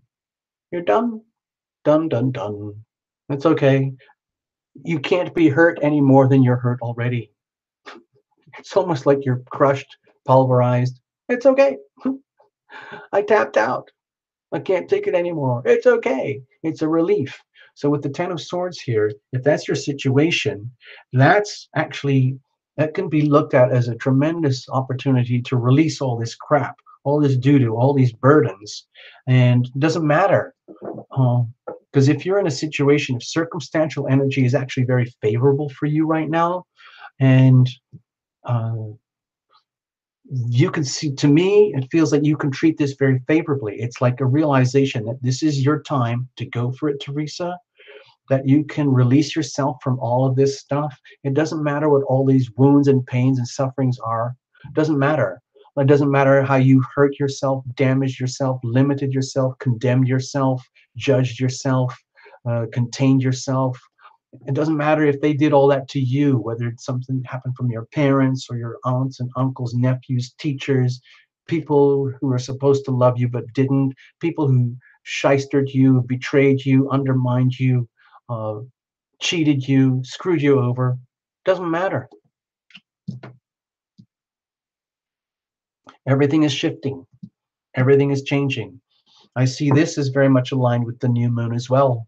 I think it's time for, this is a good time over the next 10 days or so to like integrate yourself with the last week of Mercury retrograde, like going through the lists again, reminding yourself how incredibly fortunate you are just to be alive and have to hang out and do this weird thing here tonight with us guys.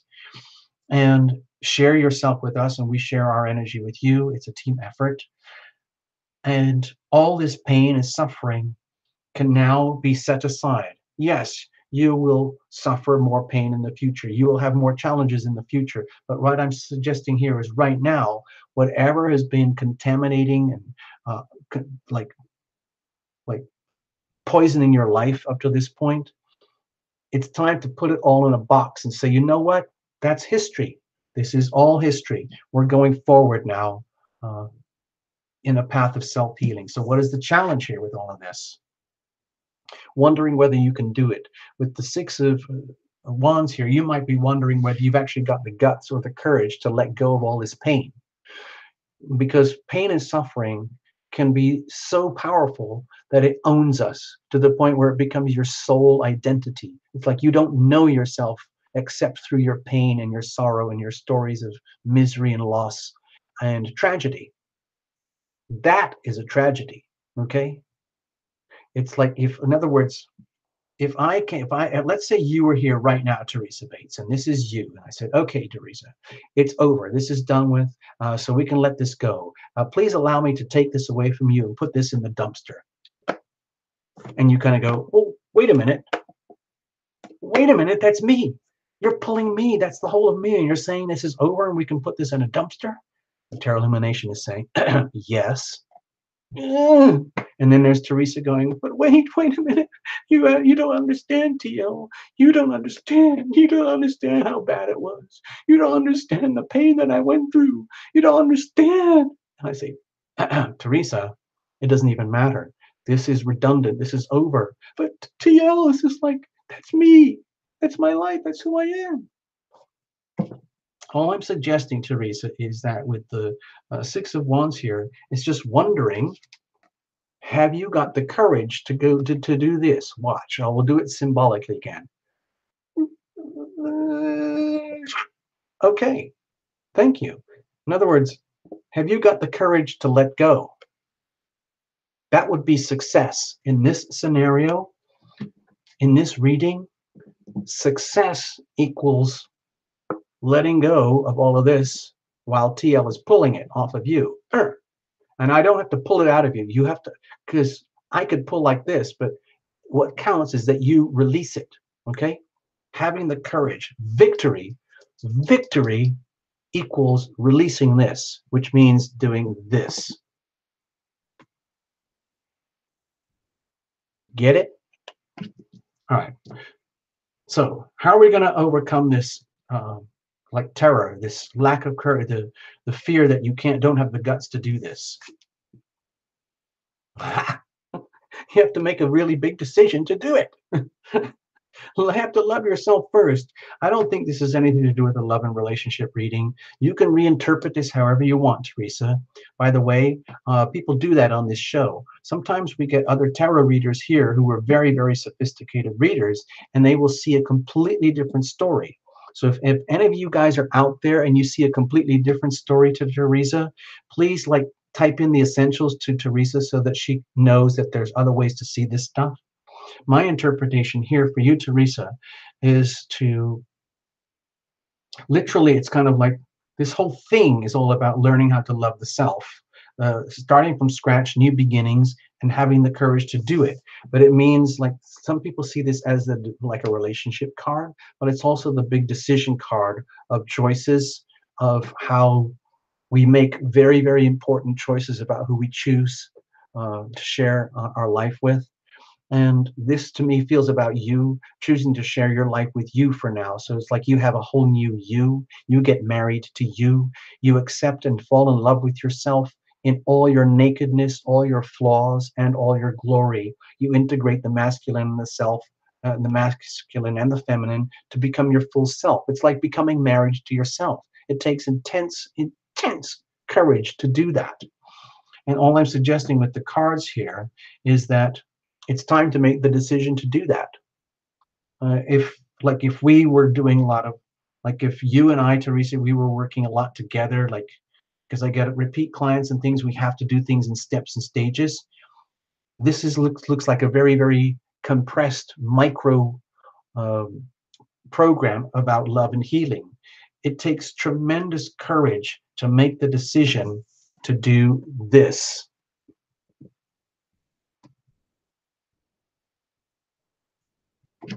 Okay, I tried to do it visually. I hope that made sense to you. It's a decision.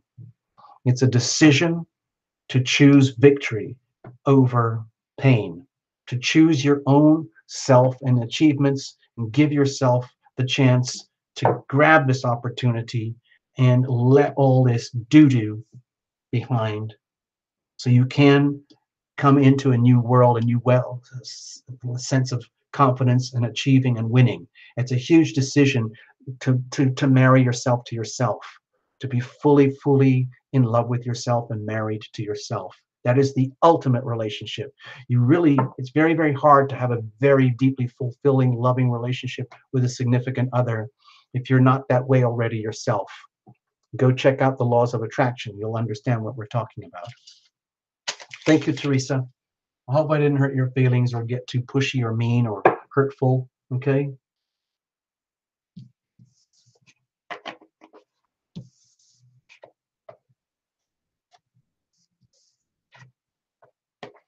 Oh, Teresa, I just saw that note. You might be one of those classic compassion junkies.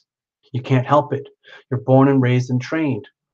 And it's very satisfying. It's extremely satisfying to be a compassion junkie. But at some point, you end up depleted. And what use are you then to the rest of the planet? It's like being a charge nurse or a school teacher or somebody who's like a really good dishwasher or whatever it is you do, and you're working 40, 60 hours a week, and then you collapse because you weren't taking care of yourself. You weren't giving yourself the breaks that you need. You weren't loving yourself. You're always putting it one way. It's on this channel, be loving, be loved. Be loving, be loved. You are loving, you are loved by others, okay? But it starts with yourself, okay? Be loving to yourself first and foremost. All right, so let's have a look.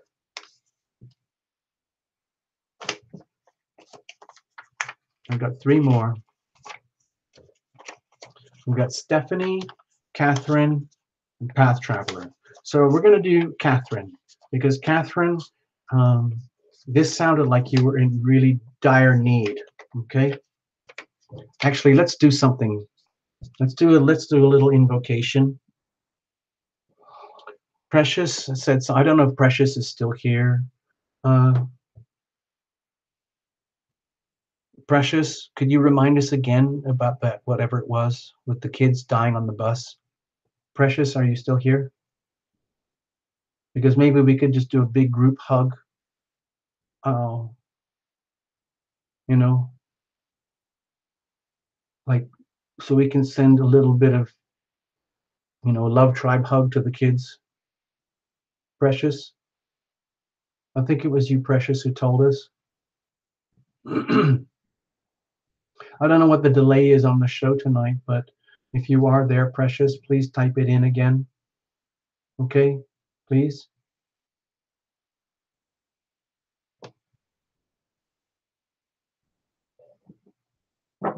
Precious. Precious.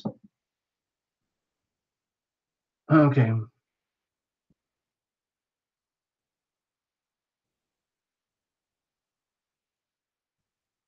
Oh, I don't know what it was, Gregory. I don't know. I don't watch the news, so I don't know the stories. Maybe we could just send them, you know, like these little kids. Did you see that amazing photograph last year? I don't know if anyone else saw that.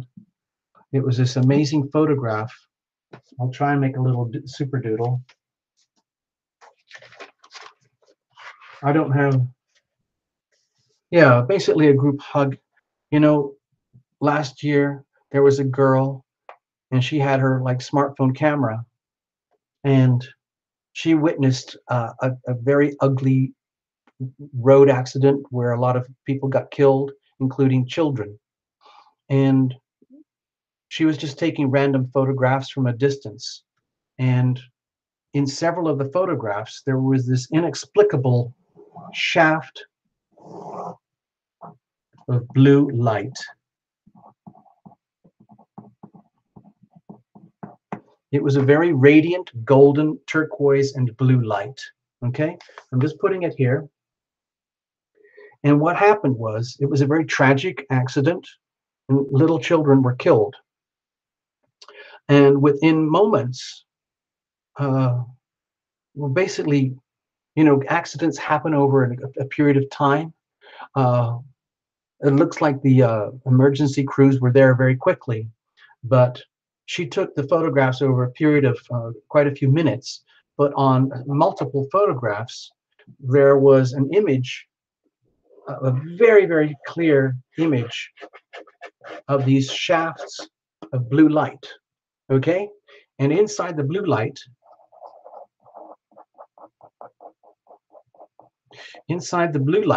were these little glowing balls. These little glowing balls. And these little glowing balls were very, very white, but they had like a brilliant blue aura around them. And there were several, like this, and like this, and like this, and like this, and like this, and like this. Okay? Now over here was the accident. And up here, up there is heaven. And she caught this on her camera.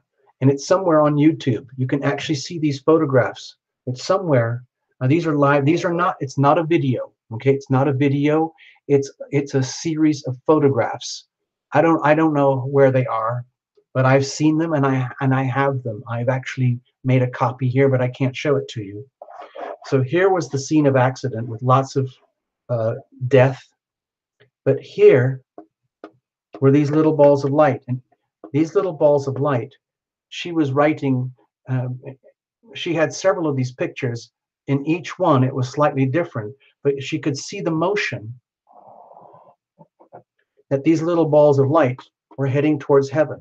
And so she interpreted these images as heaven sending out the blue light, the healing power of love, to rescue the little souls of these little children who were very innocent. They had no awareness, and it was very tragic. And the children moved on to a safe, beautiful, happy place. Okay? So it almost doesn't matter who you are or what you are, but the healing power of love is always there. Okay? I'm just going to put it up here. Let's put it like this.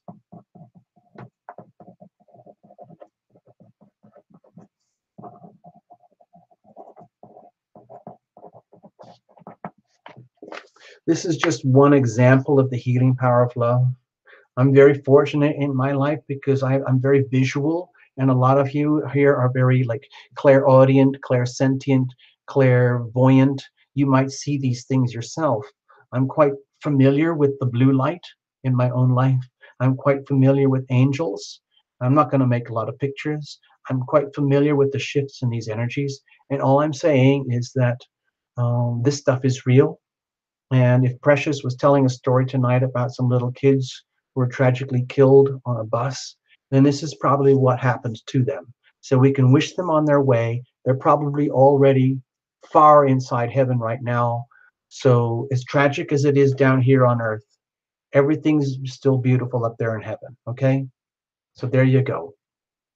I'm just going to leave it at that. I don't know if I can add much more. I don't want to trivialize this or anything.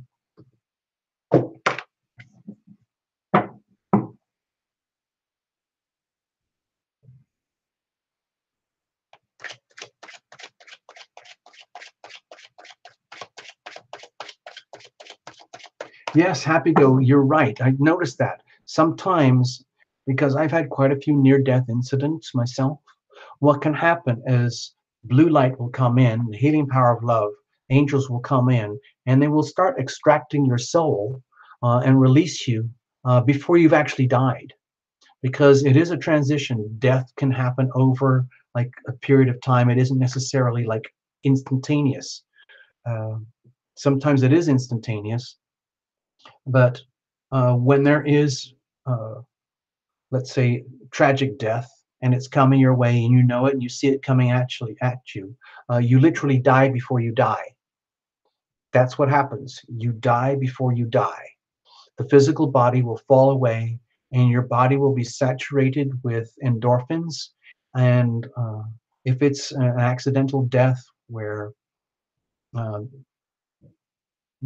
basically like your body knows like there's going to be an impact or a tragedy, and there's going to be 1 minute you're alive and the next second you're dead.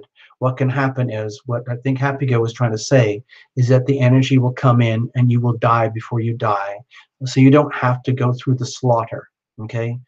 Now, it doesn't always work that way. There are situations, of course, many times where people are badly injured and the process of death and dying is over an extended period of time. That's a very different experience. But when we're talking about that bus crash and similar types of incidents, yes, we die before we die, and our souls move on very, very gracefully. It's a very, very beautiful thing. So you never have to be scared of death. Obviously, be very, very grateful of life and appreciate every second of life, every heartbeat, but you don't ever have to fear death. Catherine, you're up. All right, Catherine, here we go.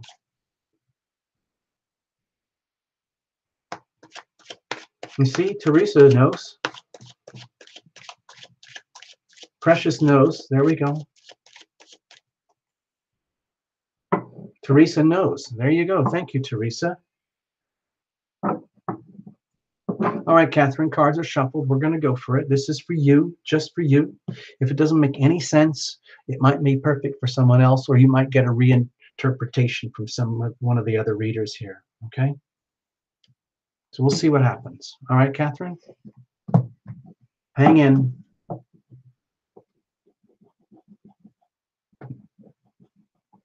See, Tarot Illumination is not insane. Lenora just figured this all out, knows what it's all about. Yes, exactly, Path Traveler. It's literally like somebody comes along, gives you a massive injection of morphine and tells you a bedtime story, and then you're gone. And then you're on the other side.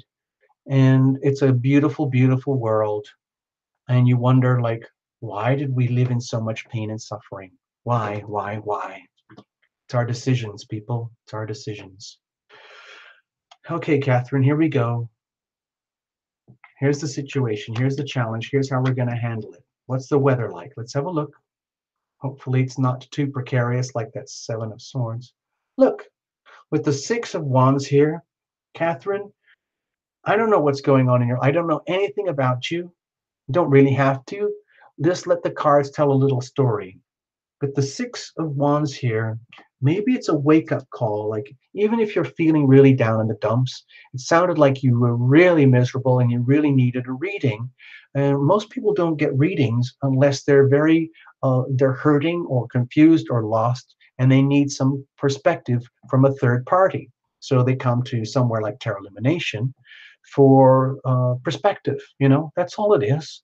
I can't like predict your future. You make your own decisions. All I'm suggesting is that if you're really, really down in the dumps, the circumstances are indicating that you don't have to be. Okay, with the Six of Wands here, like, please understand that you have gifts and talents that are appreciated by others.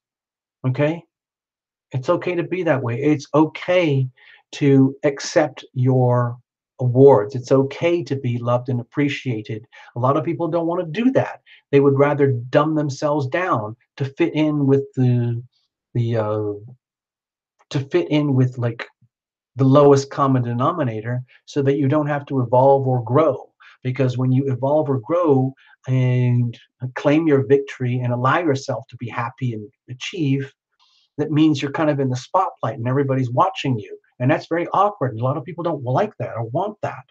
And also the other thing that goes with it, when you have the chance to shine and win and achieve, and you accept that, and you literally humbly accept your achievements and your appreciation of others, please understand it's not an ego trip. It's not an ego trip. It's actually a gesture that people truly do appreciate you and love you. And it's okay to do that. And they want that from you. They need that from you. People, like when you allow yourself to shine, you're giving permission for other people to shine. Other people are saying, well, gosh, if Catherine can do it, then I can do it. You know, you might have a lot of very challenging, miserable circumstances in your life, which would give you every reason to feel miserable. And yet, you have a chance now to, step out there and, understand that you are appreciated. You must have gifts and talents that others do appreciate. And it's time for you to accept that now. What's the situation? Okay. To me, it's like divine guidance. Maybe in some ways you're lost, Catherine. I don't know. Maybe you're lost in your own sense of self-worth, your own sense of dignity, your own sense of winning and achieving, wondering whether you can ever have this or be this at all. And all you've got going is just hope. It's like, because maybe you're in a situation right now where there's absolutely no evidence that anything is working or going for you in any kind of way. And all that's left is divine guidance, knowing like there's nowhere else to go except like looking up to heaven, looking up to the stars and asking, you know, first of all, like, please help me. I have no idea what's going on. I don't know how to deal with this stuff. I don't know how to fix it. I don't know how to do all these equations and balancing acts and formulas for life success and happiness and joy. Please. And then the heavens look down on you and they say, don't worry. Don't worry, Catherine. Love yourself. It's okay. You are guided and you are protected. You have to listen to the little tiny, tiny voice inside that's really calling out very loud, desperate to be heard. Okay? To me, it feels like there's a little voice inside you that's really, really wants to be heard. And it's either being ignored or you've buried it or set it aside because you're scared of achieving, scared of winning, scared of like coming into your light because of the responsibilities that go with it. All I'm suggesting here is the situation is okay. It's basically heaven is saying, like, it's okay, Catherine. You're a human being just like the rest of us. You're going to have really sucky days and some awesome days. Just go for it. You are guided. You are protected. Heaven's got your back. You don't have to dumb yourself down to fit in with the lowest common denominator. You can shine. You can win. Okay? Circumstances are indicating this is the time to win. This is the time to achieve. This is a time to shine your light. Okay? What is the challenge here? Okay, wondering whether you've got it all. To me, this looks like an energy of extreme doubt in the self, in your own nobility of self, own sovereignty of self, own talents and gifts and inspiration, your ability to inspire others, your ability to lead and conduct your own life in your full glory without any apologies, pardon me. So with this big, glorious, beautiful card here in such a doubtful position, challenging position, this tells me we've got a lot to take care of here, Catherine. If you're feeling really, really glum and down and out about these things, uh, you know, I'm not trying to force this on you, but if you are in dire need of perspective, you can come to tarotlumination.com for a reading. We do that here. Um, it would be like this, but it would be private, just you and me, okay? Doing it privately. Because there's so much self-doubt here. There's so much doubt. There's so much like to me, this is very, very sad. It's very, very sad for me to see this card for you here, Catherine. It doesn't have to be that way. But if it's that way, there must be a reason. There must be a problem somewhere. And we need to unearth it. We need to discover what it is and find out what is ailing. Okay, I don't see any indication here of what that might be. So how are we going to deal with this energy of deep, deep lack of like self-worth, self-doubt, uh, deep lack of self-worth, and having to face the challenges of extreme self-doubt? How do we do that? Okay, to me, this is very, very simple. It's easy for me to say this because I'm a tarot reader and I just do this because I love doing it and I like to help people. So for me, Catherine, it's very easy for me to tell you that you are a very lucky Catherine. You're a very wealthy Catherine. You're a very happy Catherine. You're very, very blessed. It's time to be aware of that. It's time to understand how much you've really got. You know, whatever it is, whether you're very good at knitting, or maybe you're really good at accounting, or maybe you're really good as a friend, or maybe you're good as a mystery shopper, or whatever it is that you do that is evidential in life, that equates to evidence of abundance, evidence of happiness. It's very, very important to like, this is like it's really, really important, Catherine. If you have to lock yourself in a bathroom in front of a mirror or something and start swearing to yourself, literally like this, like, I am a very lucky person, I'm a very wealthy person, I'm a very happy person, I'm a very blessed person. It's a fact. It's an absolute fact. I have abundance. I have gifts. I do have talents. I am worthy. I am deserving. Okay? I am open to receive. I am ready. I am willing. I am able to receive the love and the guidance that I need, and the courage to shine. Literally, the courage to shine. It's going to take a lot to do this, Catherine. I don't see you can do this in one step.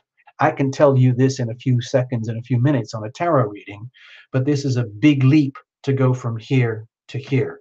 That's all I'm saying. And you're in the right place.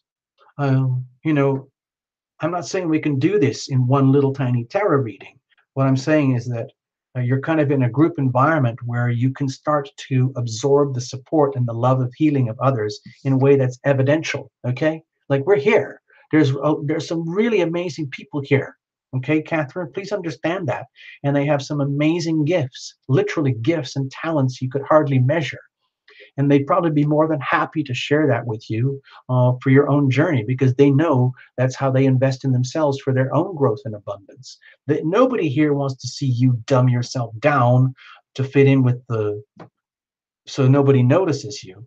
The whole point of this, the whole point of the Leo North Node right now, is for you to come into your essence, come into your glory, and to shine at your highest, brightest self. Okay? No dumbing down allowed. So it's going to be, to me, it looks like a long-term journey here, how to fix this and how to flip this around, because this is not something we can fix overnight in one little tarot reading. Okay? But you're on the right path. Okay? And you're guided and protected. All right, Catherine? Don't you worry. You're in the right place. You're with good people. All right? You're with family. Okay? You're with the Tarot Lumination Love Tribe right here. Got it?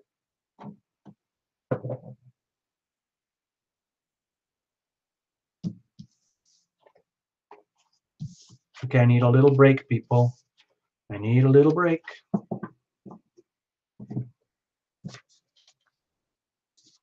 We've got a couple more readings here. Stephanie and Path Traveler.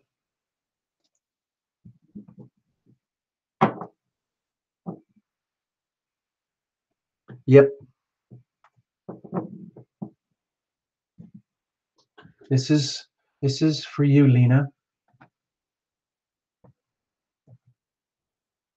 This is specifically for Lena. I want to say thank you for Lena, and hopefully, Lena, you will we'll have a chance to record your song, and we'll put it on the channel.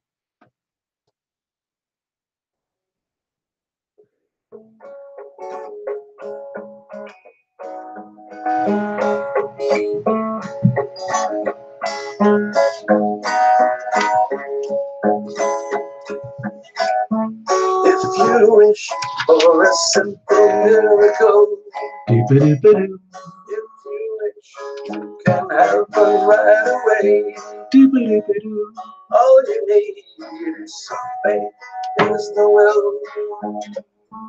Ask for it, and it will come to you today. I want you to be oh so happy. I want you to be your higher self. Yeah. I want you to live and die laughing. Taste your dreams today. Taste your dreams this way.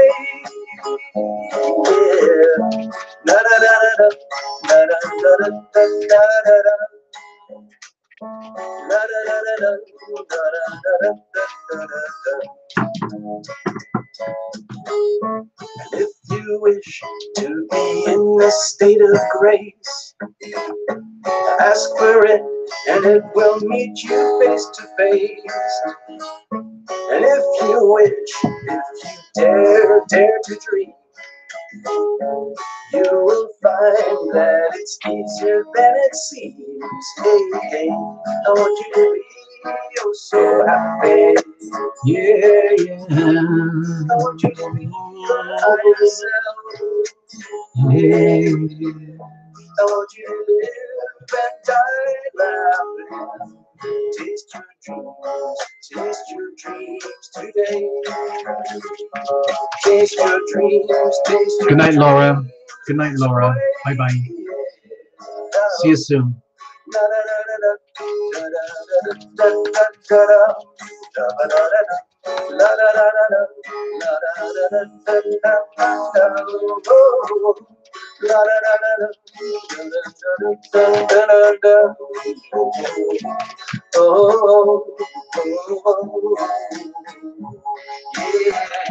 I want you to be oh so happy. Yeah, I want you to be your higher self. Yeah. I want you to live and die laughing. Taste your dreams today. Taste your dreams this way. Taste your dreams this way. Taste your dreams today.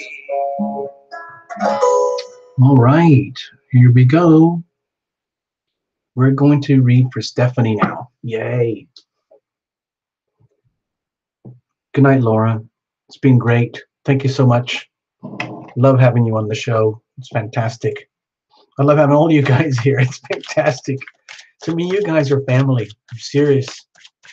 You guys are family. I love it.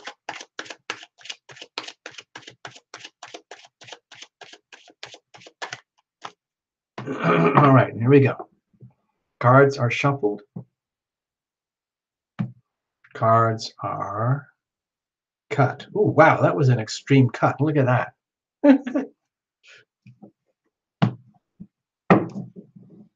Sorry, I got to put this. I can't. It's really annoying me. It's not sitting down properly.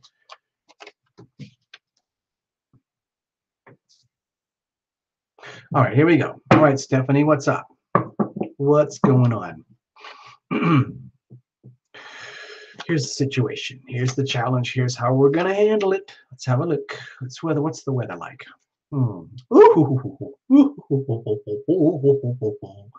My feeling is that this is very, very much to do with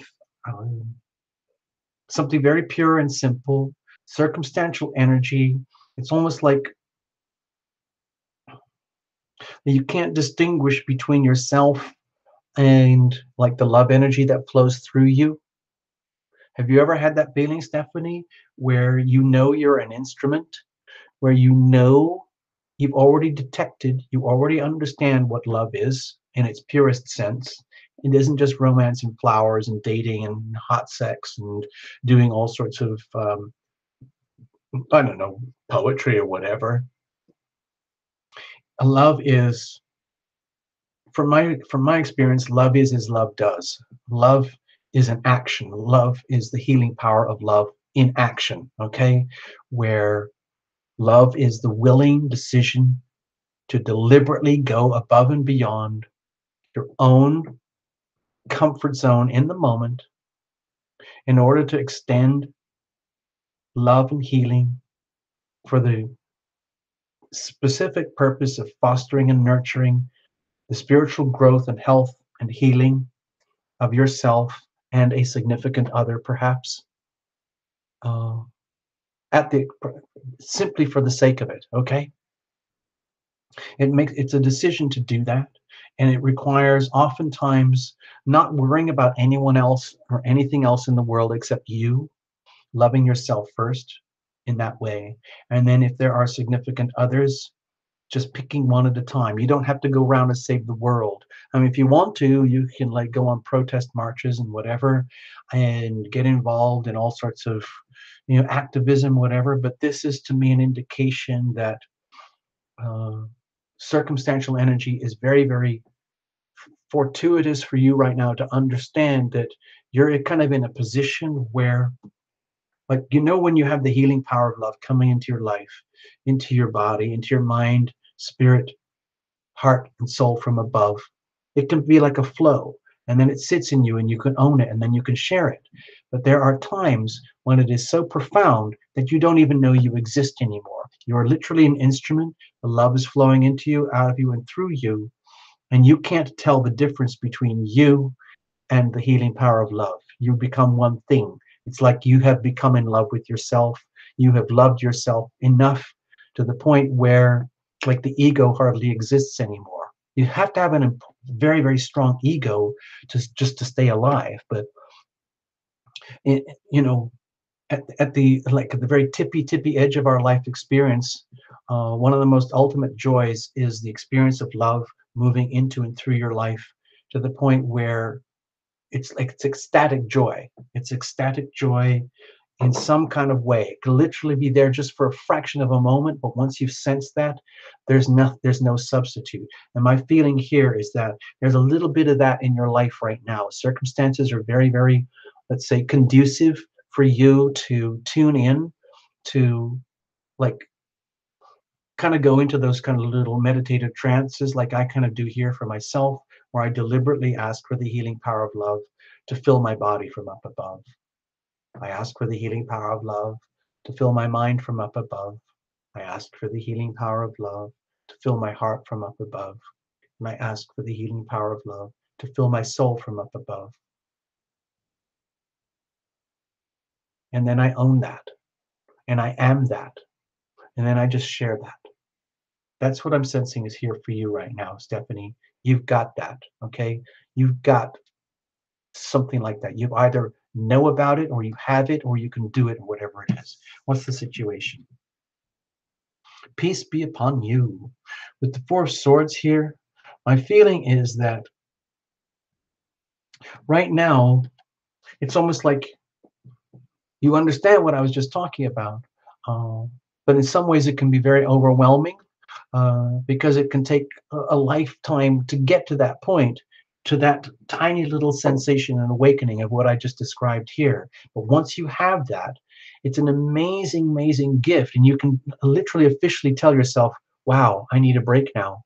Now that I know what this is, now that I know what it really, really, really is, you can say, wow, cool. Whew. It's just like having run a marathon, and you can say to yourself, literally, it's okay. I can go home and chill and relax. It's taken me a whole life to get to that point. Now you can literally chill, relax. You don't have to do anything. You can just chill and relax and revel in that moment. Like you can have, like you have a hangover from a really hideous event, or like a binging on whatever you binge on. But you can have what is the it's like afterglow. That's the word I was thinking. You can have the sensation of a delicious afterglow once you've like hit that mark, and then you can revel in it. Imagine you've just spent a lifetime of pain and suffering to get to this point of like a fragment of a moment of awareness about what we just talked about. It feels so amazing that you can kind of go, ah, at last, finally, at least I have a glimpse of what it's like. You can take a break, allow that healing love to fill you and flow you, and actually get into the mode of self-healing here, literally self-healing, and let that happen. It's hard to do. A lot of people don't want to do it. They would rather be out there achieving. Oh, I gotta pick up pizza for tonight. Oh, I promised the kids I would do this. Oh, I promised I would do an advanced course in blah blah. I can't possibly do something as benign and harmless and gentle as just taking a nap. But that's what we're talking about here. Situation is that it's ripe for you to chill and give yourself a break and heal yourself. Allow the healing power of love to flow into you for self-healing, self-love. What's the challenge? Well, to me, it feels like you might be distracted. You might be distracted by your own ambitions, your own goals, your own desires for how you think life should work out. So, with the Two of Wands here, knowing that you have all these options in front of you, and then figure out what am I going to do with all of that. But it can be it can get to the point where, like, oh, I could do this, or maybe I could do that, or maybe I should do this, or maybe I should do that, and then you forget everything that we just talked about, and you lose the chance to actually soak it up and do the self-healing. And then um, like with the Two of Wands, when it's challenging you like this, it's like defeating your chance to heal, and you might not even know that's happening. So that's very, very, very tricky, delicate situation to handle, because you might have all the best of intentions and you mean well. I'm going to do this, I'm going to do that, I know how to do that, I'm going to put this together with that and that. But in some ways, that is like a very, very subtle, self-induced process of distraction in order to avoid the self-healing that needs to occur. So how are we going to get over this momentum here, this desire to get in the flow and be active, which is actually almost like a problem? Okay, with the Three of Swords here, my feeling is to allow, in other words, there's no point in trying to like force an outcome or ambitions or desires or circumstances until the healing is done. So, Stephanie, if you're in a position where there is an alarm bell going off in your life, in your world, regarding the pain and suffering of your own heart, okay, and you're feeling it in your mind, you're aware of it, but you're not dealing with it, you're not healing it. This is, to me, a very loud alarm bell. The way to handle the situation right now is listen to the alarm bell. Listen very, very carefully. Treat that as like, when you have a car. Like if the red light, engine light is going on, beep, beep, beep, beep, beep, beep, beep, and it's not just a computer glitch. And that red light is telling you there's something serious, like you're out of oil or something is seriously wrong and you need to stop the car and do some healing before you try to keep going on your epic journeys. It's very important to love yourself first, heal yourself first. And if there's whatever pain and suffering is going on here, betrayal of yourself, um, to yourself, betrayal of you by others, betrayal of you to others. It all adds up to a lot of pain. It doesn't matter the source of the pain here and the suffering, and it just needs to be addressed. Okay, my feeling here is to take the foot off the gas pedal, allow yourself a little period of time here, maybe in the next few weeks or so, to really, really go deep inside, uh, get all super mellow, cuddle up, allow yourself to turn into a blubbering mess, get help if you need it, whatever it is, reach out, call out, and tend to this. Pay attention to this very, very closely. Deal with it. Get some soothing, loving healing for the heart. It's okay. There's no shame in that, okay? All right, Stephanie, I'm going to leave it like that. I don't want to keep touching a nerve here, like going zzz, zzz, zzz. We don't have to do that. The message is loud and clear here. Okay, Stephanie? All right, let's leave it like that.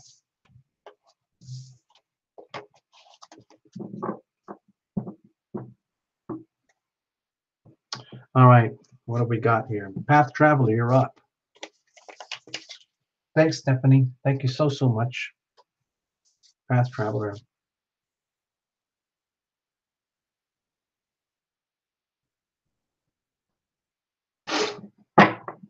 I feel like I need another song. I'm starting to burn out. This is going to be the last reading, I have a feeling. We'll see. It's been a very serious night, hasn't it? Tarot Illumination has not done anything silly, as far as I can remember. I don't think we've done anything silly and completely irrelevant and contrary to common sense. I don't know if I can do that tonight. I don't normally I have a spontaneous urge to do something silly. And I don't know why my mind is a blank. I feel like we're being so serious. Well, I'm being so serious here, and you're all being very wonderful, and that's great. But sometimes we have to take the pressure off.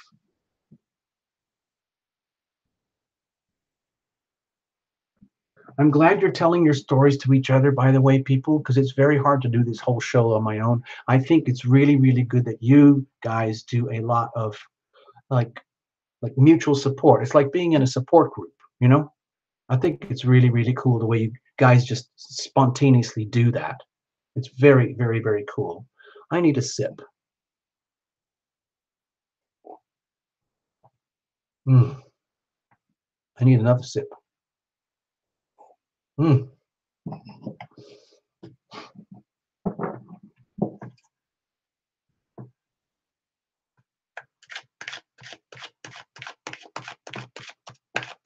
Oh, can I show you guys something?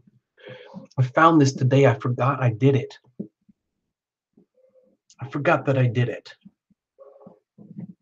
Stay there. Don't go away. Path traveler, please be patient, okay? We'll get to you in just a second.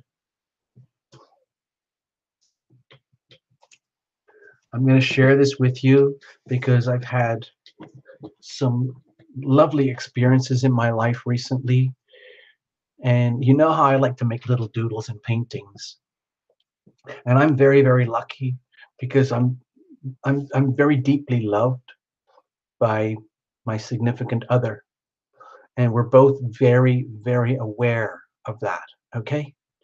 And so I made a tiny painting for her so that she could understand how I feel things from the perspective of myself when we are, let's say, in communion with each other, when we are literally, uh, you know, how souls confuse into one thing.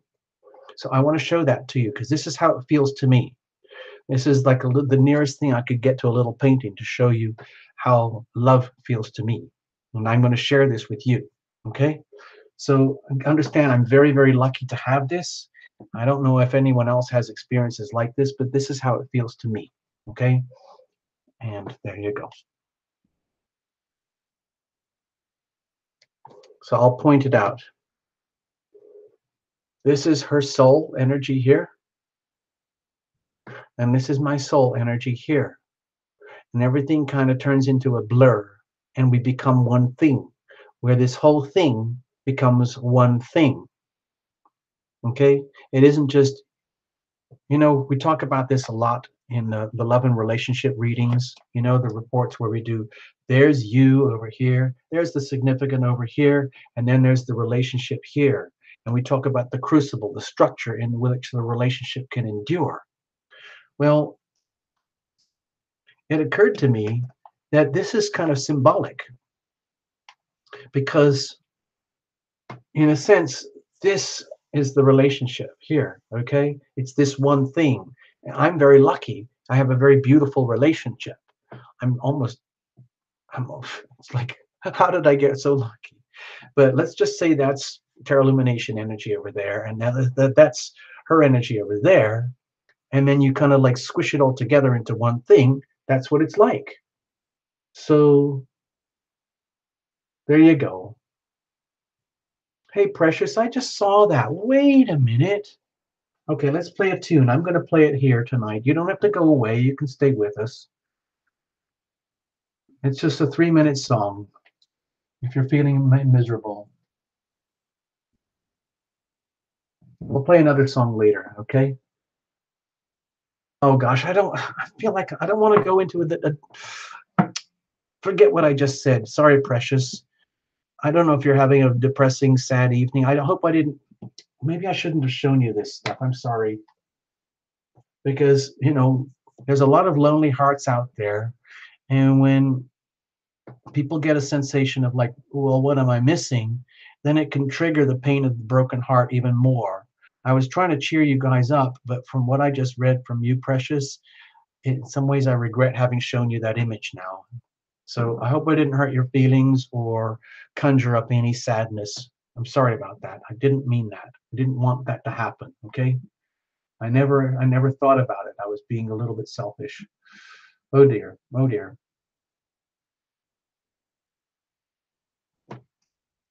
All right. So let's just do this. Okay. We're going to do this for you, Path Traveler. This one's for you. I hope you're doing fine and that you are on your path, Traveler. I think we recall a few weeks ago you lost Maddie. Dear, dear Maddie. I was thinking about her for a few days. You know, after you showed me the picture, beautiful. If you want to, you can share your story. I'm sorry if I stirred things up, but it was a beautiful story. Absolutely beautiful story. Thanks for visiting again.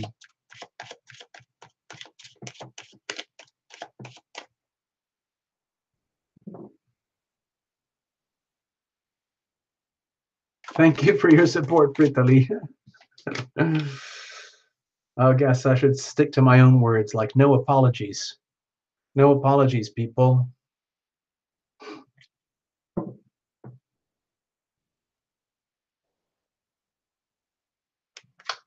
Okay, Precious, you're good. You're good. You're good. You're good. Okay, cool. All right, Path Traveler, let's have a look what's going on. Let's have a look.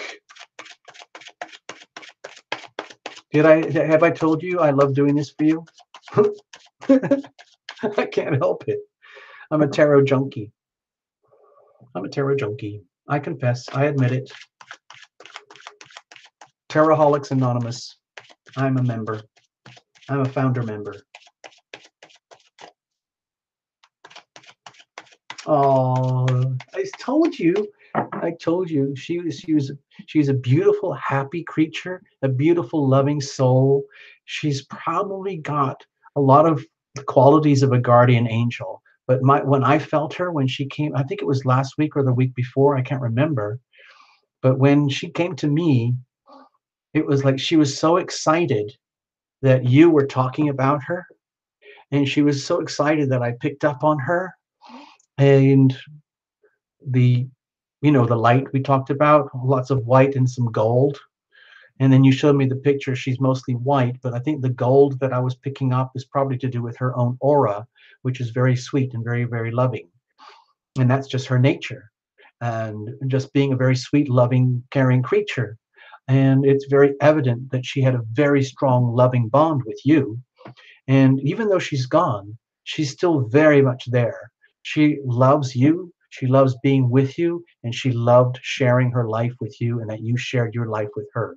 It was just beautiful. Okay? Yeah, that was an amazing experience. All right, here we go. All right, let's have a look. So, Path Traveler, we're going to do a little mini live reading for you. If it doesn't make any sense, you know what to do. Just bequeath it to someone who kind of goes, oh yeah, oh yeah, oh yeah, I get it. That's for me. I totally get it. It's all right. We share. Okay? Sometimes it happens on this channel.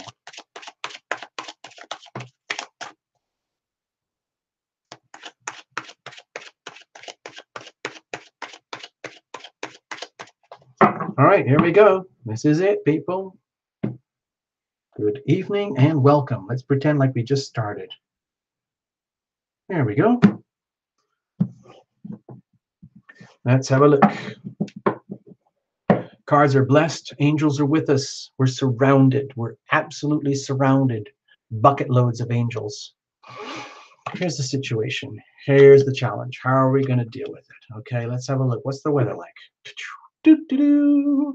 La, da, da, da. So with the Fool here,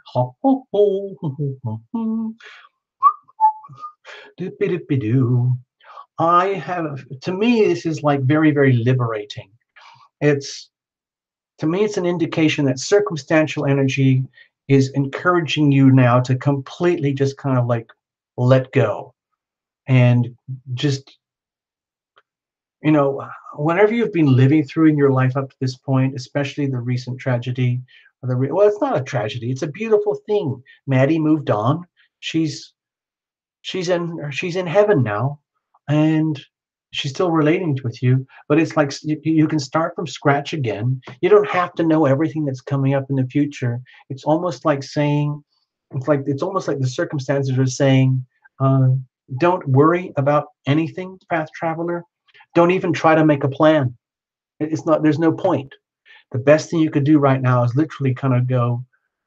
It's like running around naked in the garden, or jumping up and down, doing some jumping jacks in the living room, or inviting your friends over for a girls' night out, and you just kind of pop open uh, like a bottle of champagne and just do something completely goofy. All right, what's the situation? Okay, keeping it together. My feeling here is that despite what I was just indicating here, you might be struggling with, um, let's say, maintaining maintaining mastery of the emotions of the heart, of the feelings, in conditions that are emotionally very challenging for you. Now, the other thing is that you might be doing a very good job of mastering these conditions because, you know, I'm trying to be light-hearted about it with little Maddie, but that's a huge deal when you've had a relationship for so many years with this beautiful creature, and now they're gone. You can't just kind of go like, oh, click, oh well, bye. I'll just get another one now. It's not like that. This is like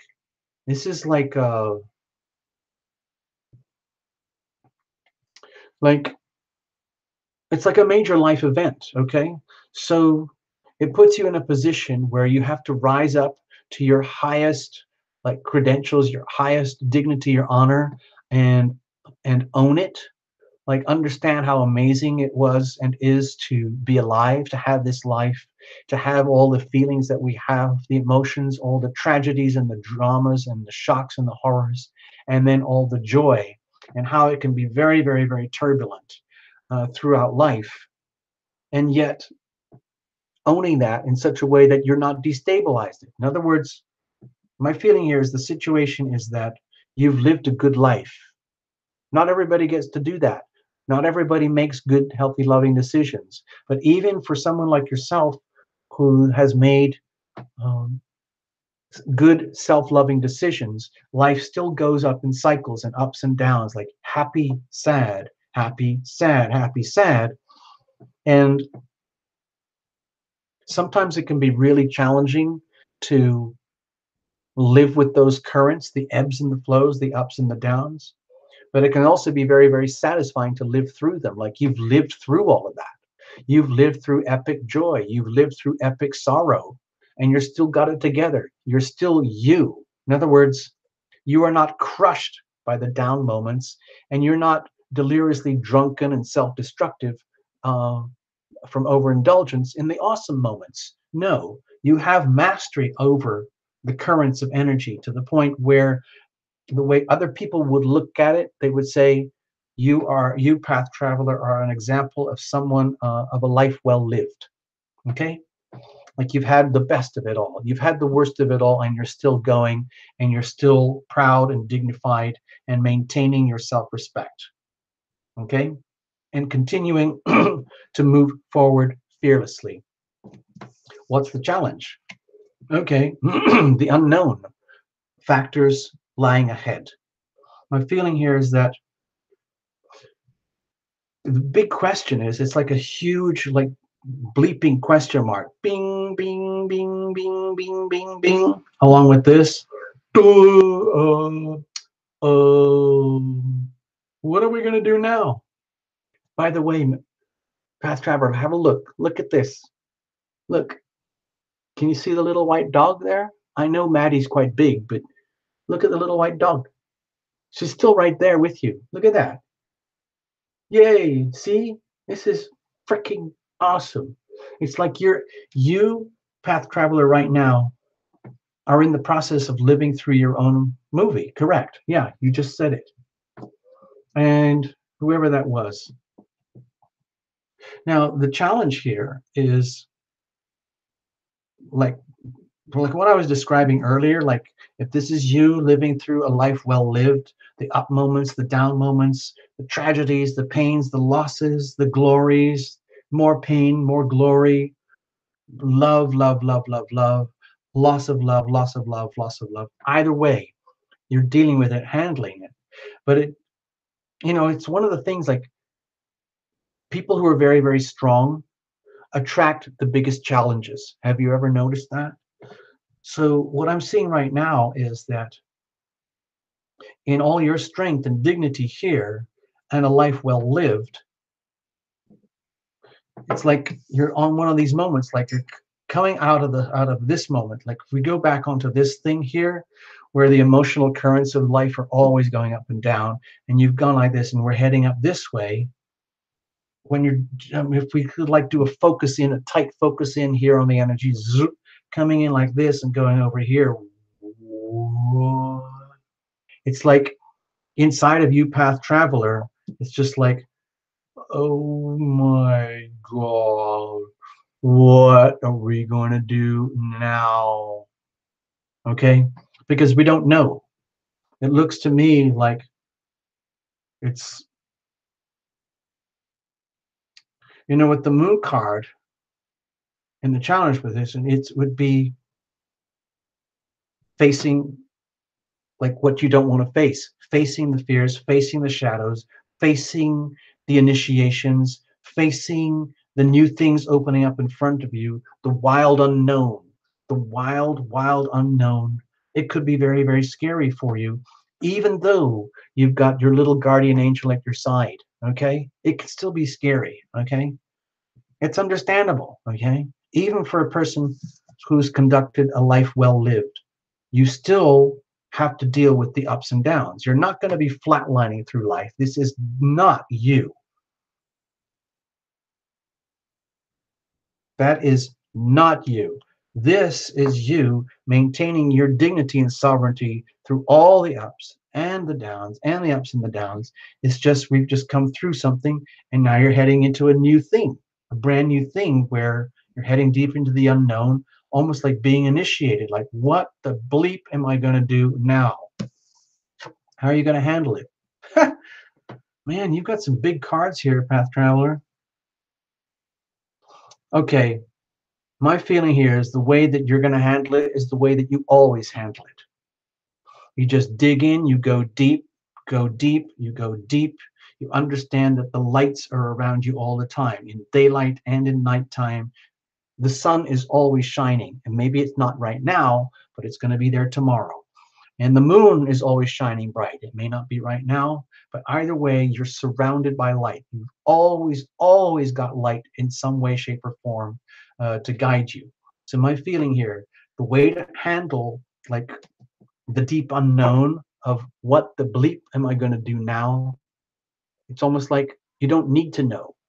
The best thing to do is just keep going, knowing that you already understand this card. You already know the formula of a life well lived, of what it's like to choose to be happy from the inside out, no matter what. So it's like being indestructible. Like it doesn't matter how bad it gets, you still got this. It doesn't matter how scary it gets, you've still got this. You've always, always got this, and you always will. It's just a question of now remembering that, because you might be in one of those phases, like we just showed you, where it's tough when you're going through the slumps, having to come back up, and then we inevitably go up and down. It can be you're at a point right now where you forgot about this. That's all I'm saying. So instead, let's just say this little tiny reading here with Tarot Illumination is just to remind you that you've got this. You own this. This is you from the inside out, Path Traveler. This card would not be here unless you had this inside you in some way already. Okay? This is just a reminder. Okay? Just a reminder. You got this. Okay? Thank you, Path Traveler. Thank you for coming to the show. It's been a true pleasure. Now, let's put on a tune. I need a break.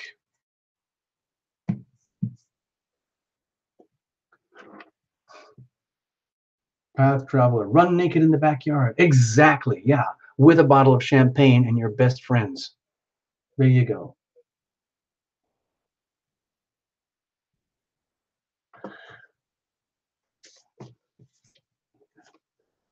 Oh gosh.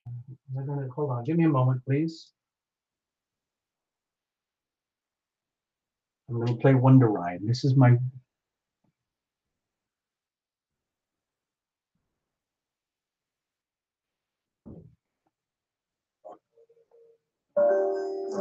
Okay, we are rolling. So, this is a birthday present for my sweetheart. Just wanted to share this. Okay, here we go. It's called Wonder Ride.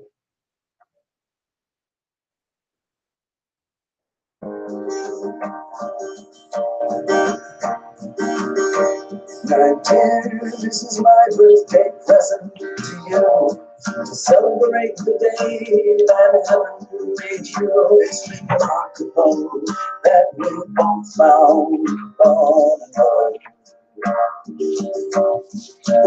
The day we set out on our transformation ride with each other at each other's side, it soon became evident that we are both changing. And it's so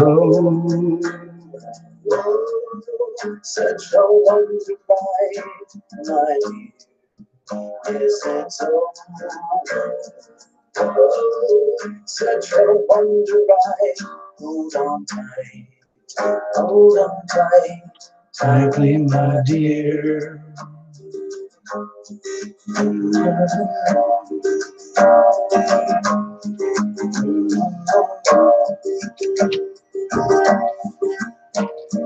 Now that our journey starts to unfold in a multi-dimensional world of untold delights that truly defy the imagination. You naturally taken it upon yourself to document all the nuances that go to make up a story of extraordinary proportions. And it's all such a wonder life. It's all such a wonder life. Hold on tight, hold on tight, tightly, my dear. It's all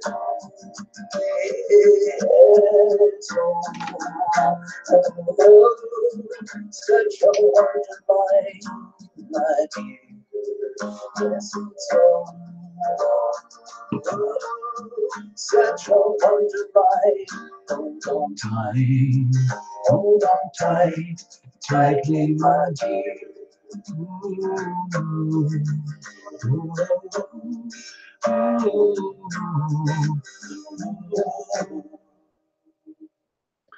All right, where was I? Hold on. There you go.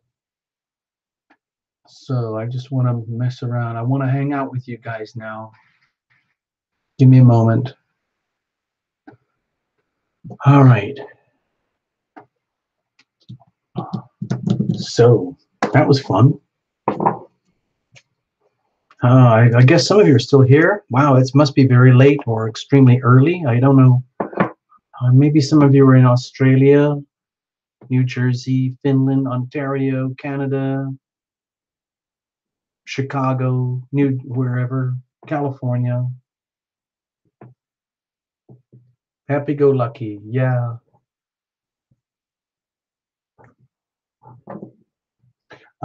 When I put on the title of the show tonight, Mellowing Out, the reason I put that is because this full moon was so intense last weekend, and we're kind of cruising through. We're going through the lunar cycles. I watch the lunar cycles very, very carefully because I have to. And I'm trying to get myself all calm and mellow for the big fat Aries new moon next week, because the energy is going to shift a lot. I'm just letting you know, okay? I have no idea. Angie Cottrell wants some good news.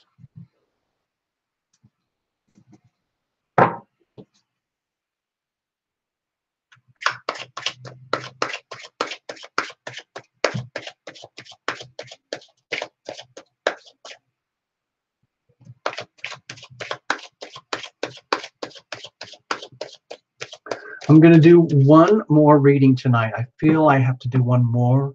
I was going to call it quits, but I want to do one more. And I'm going to do it like this. I'm going to do it like this. So tonight, it's almost 10 o'clock here. We have the last fading tiny degrees of moon in Capricorn. And very shortly, it's going to move into Aquarius, moon in Aquarius. So in order to honor and say like farewell to the moon in Capricorn, I would like to offer a reading to the first person who indicates on the screen that I can see it in a way that I understand, that shows me that you have your moon in Capricorn. Who has moon in Capricorn? Okay, go.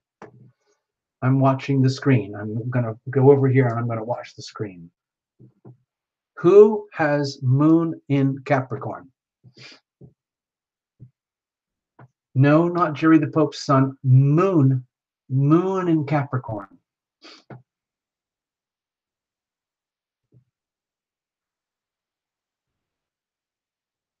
Happy go lucky? Happy go?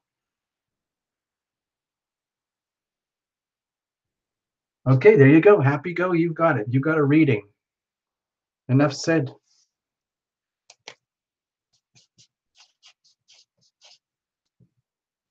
Happy go. There we go. There you go.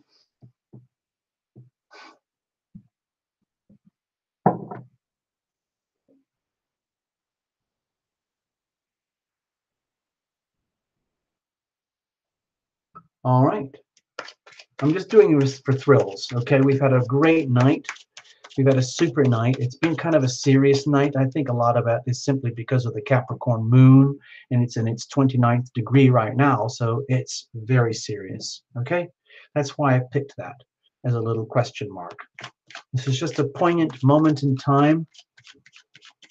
The very, very tippy edges. It depends where you are on the planet Earth right now, because right here on the Pacific West Coast of the United States, the moon is in Capricorn, but it's at the very, very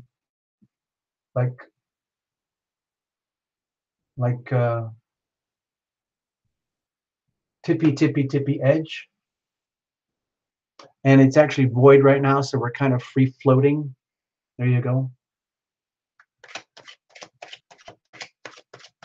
Okay, Angie love, if you gotta go, whatever you gotta go, you gotta do. You gotta do. Happy go, this is for you. I love that you guys, I mean, it's amazing. Stay up late. I don't know where you are, all of you. I mean, it's already very late here on the West Coast. So it must be like 1 or 2 o'clock in the morning for some of you guys, or dawn, or the next day, for all I know.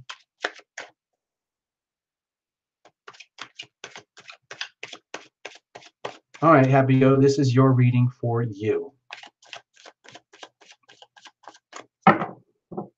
See, all you have to do is show up at the channel, show up live, and keep your fingers crossed, you might get a reading. So there you go.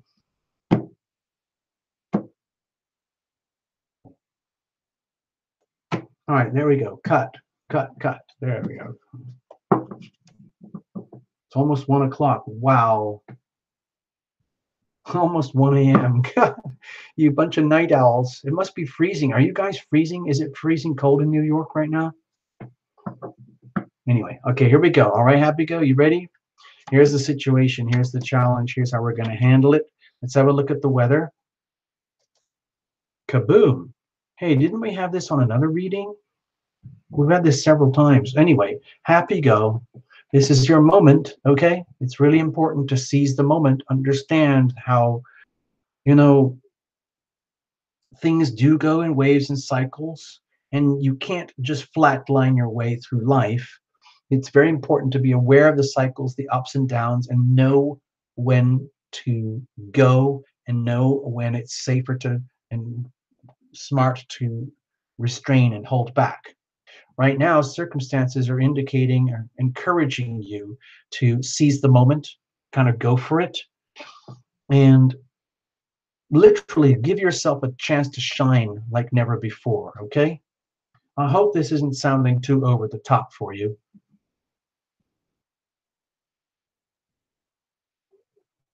Oh, somewhere. So it's very, very cold back east. Oh, wow. Still getting blasted.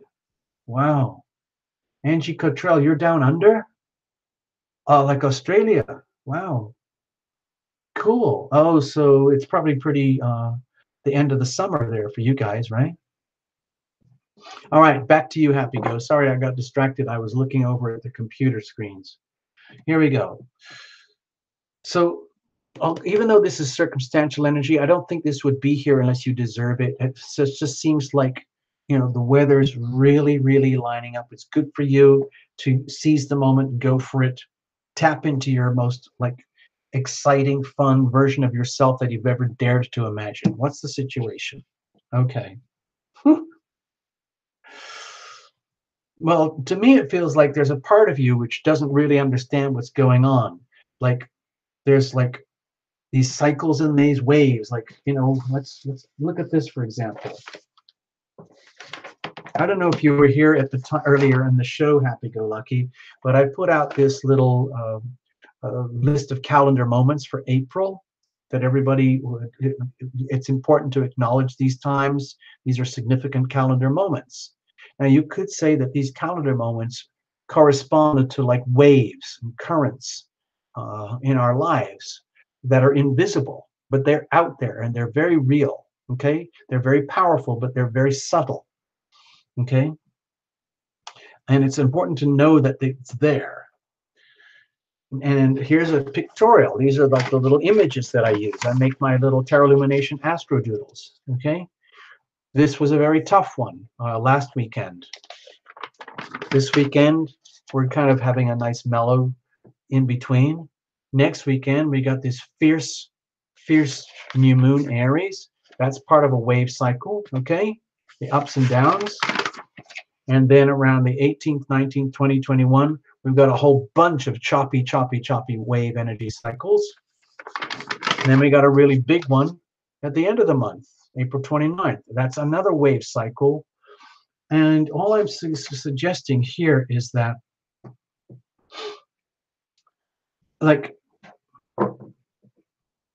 it's okay to just get blown through, blown along by the waves and the currents, but it can be more effective and more satisfying to be aware of the currents and go with them instead of just being thrown around by them.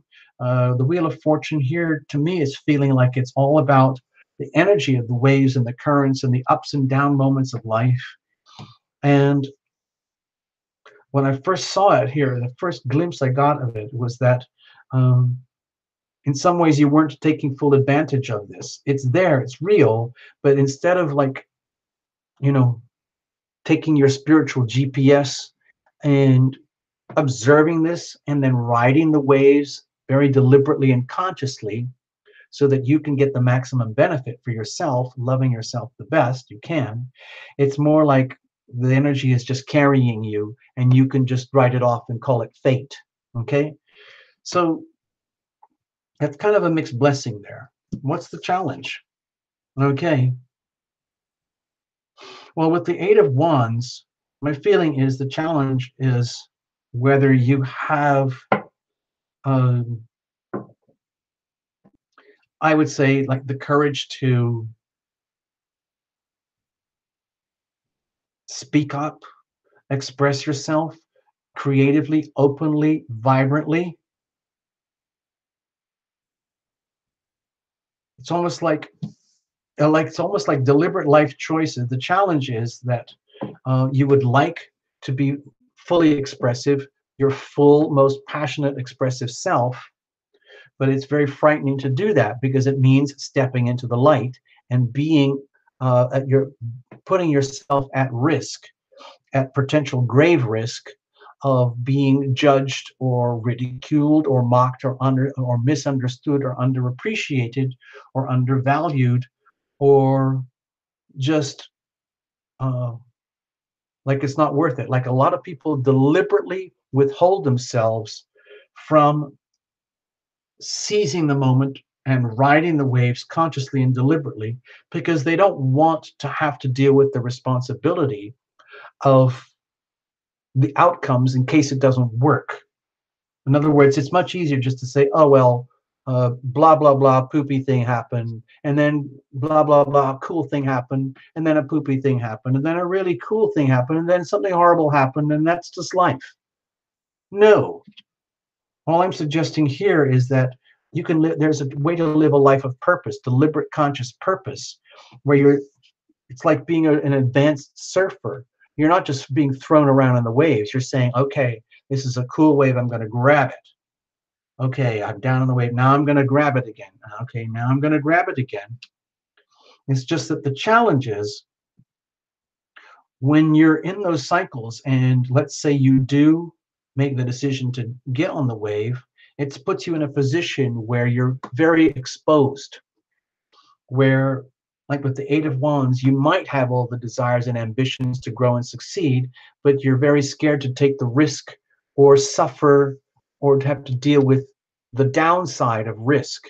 You know, when I do those Journey of the Spirit spread readings, I emphasize the healing power of decisions and how we're always facing the risk and the reward. In other words, what if you screw up? You know, what if you screw up? It's okay. Maybe it's not the end of the world. But what if you make a good decision?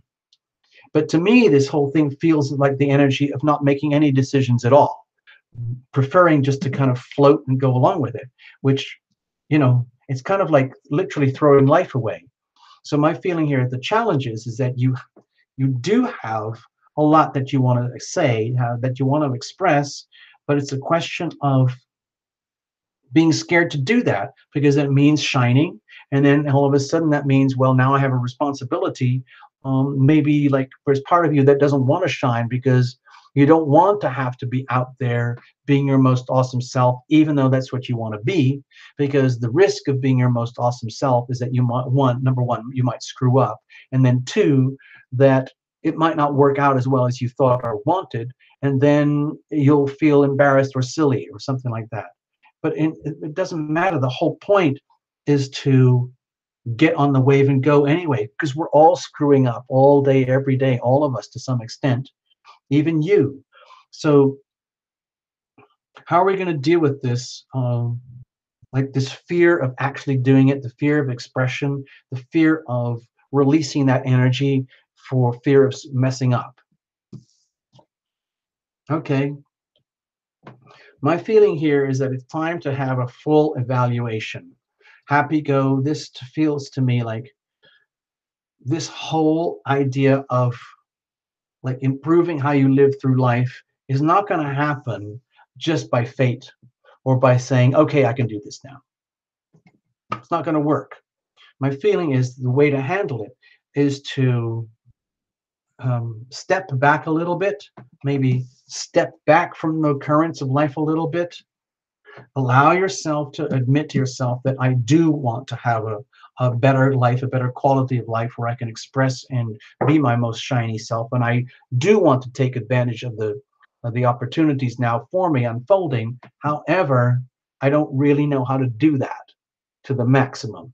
So my feeling here with the Queen of Pentacles is that it's time to fully like evaluate and assess your situation, your talents, your gifts, your resources, your goals, your ambitions, and what you can do for others and what others can do for you.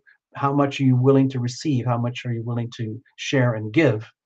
And then like do the evaluation and come to terms with that and kind of own that in your being before you get back into the flow thing. In other words, the energy is very encouraging right now for new starts and new beginnings. And I would say this is very much to do with the Aries new moon. So my feeling here is that over the next 10 days or so, there's no point in trying to force or make anything happen here. It's better off to mellow out, chill back, hang back, take this time now and do a full, like, serious reality check. Capricorn, Capricorn, Capricorn, down to earth, uh, unapologetic reality check. Who am I exactly, Happy Go? What are my gifts? What are my talents? What am I going to do with this? Who, what, when, why, where, how? All of that stuff. Really solid three-dimensional Capricorn energy. Okay. And also remember that we're under a lot of Capricorn pressure right now. There's what is there? We've got at least what have we got? We've got at the minimum we've got Pluto, Saturn, and Mars sitting up there right now. But even tonight, right now, we've got the moon here. So right now, Happy Go, there are 4 bodies, lights in Capricorn sitting right on top of your Capricorn moon, the shadow part of yourself, the unresolved, the intuitive part, the past part of yourself that's just operating on autopilot. We can get over that. We can go beyond that now. This is your chance to like really take full advantage of the Capricorn energy and get a serious reality check, and then make the leaps. Then step into like the path of good fortune, into the vortex of opportunity. Okay, so take the next 10 days to love yourself first, do the evaluation, the appraisal, do the serious reality checks on Happy Go, the person, the life, the mission, the journey, all of that. And then when you're ready, make that leap, okay, and get onto the wave properly. Okay, you can do it, you can handle it, you're fine. You know where to come if you need help. Don't worry about it. All right. Thank you so much, Happy Go. I'm glad I did that extra little reading. Tonight's been a serious night. 4 planets in Capricorn. Okay. That's serious for everybody. All right. Just so that you know.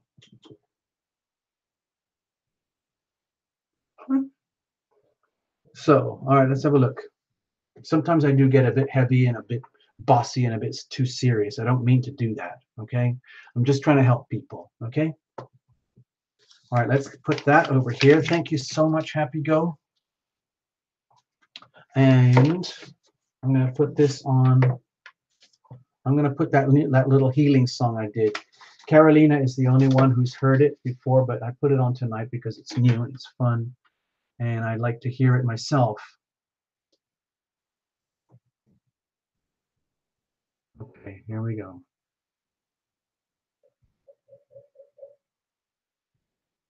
All right, let's see what we got.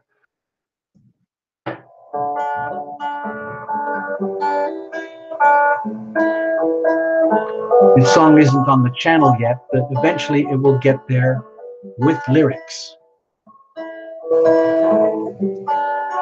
Let's dissolve our pain and get out of danger, heal all the wounds and cure all the anger. I'll be the doctor, you be the patient. Here is your medicine, I'll help you take it. No, it doesn't kill you, it makes you stronger. It wipes out the fear, it makes you live longer. It's not a lotion, it's no magic potion. It's just a dose of love in the moment. I watch you while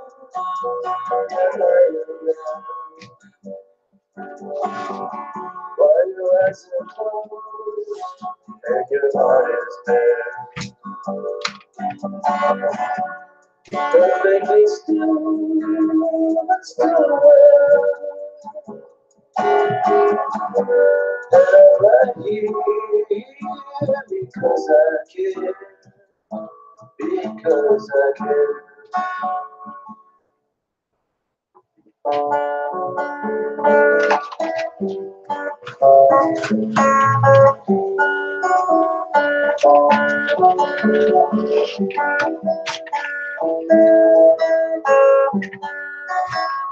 Holding your hand, I know you can feel me. I'll talk in a whisper, I know you can hear me.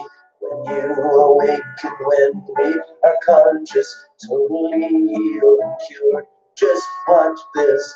No more weeping, no more sadness. Gone is the fighting, gone is the madness. We can choose to become alive or just disappear or become survivors. I'll watch you while you're lying there, while your eyes are closed and your heart is bare. Perfectly still, still away. And I'm right here because I care, because I care.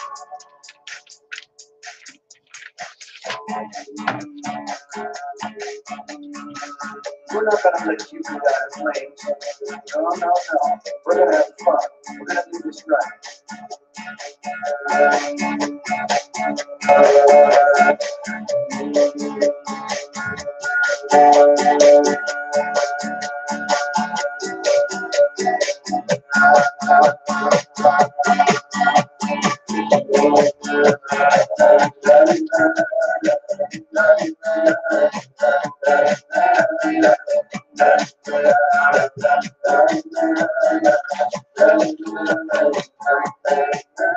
Let's get all about me and get out of danger.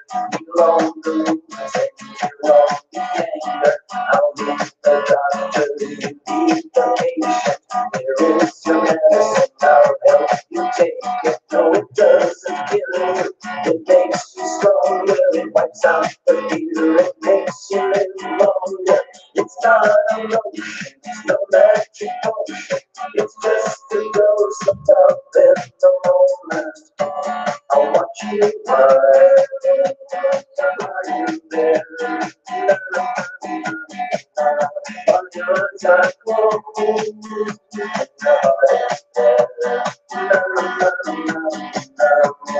But then you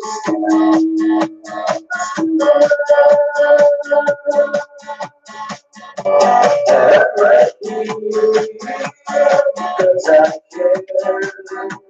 Because I care.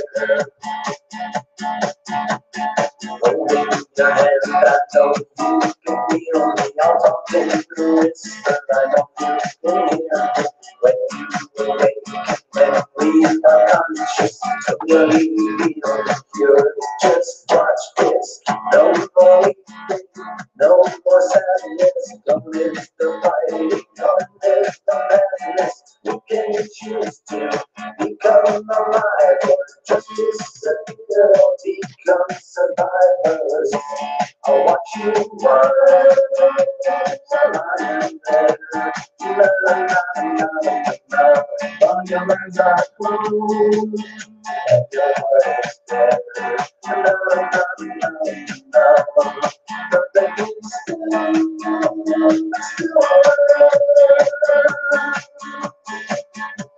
and I'm right here because I care.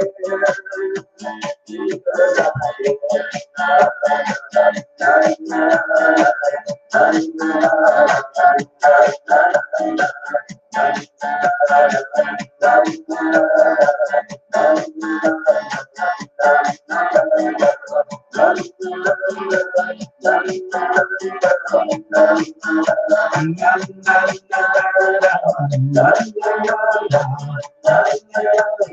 it's just a dose of love in the moment.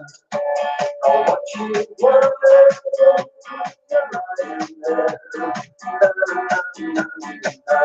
but your eyes are closed and your heart is there.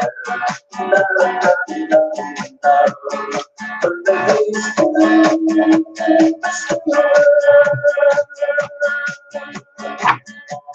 and I'm right here because I care. Because I care.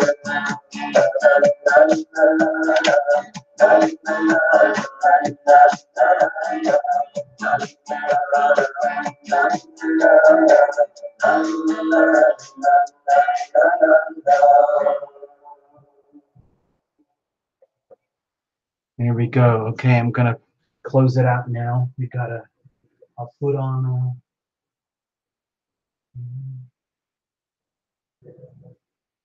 I'm gonna put love is the word. Oh, excuse me. Sorry. Shook the whole desk. I'm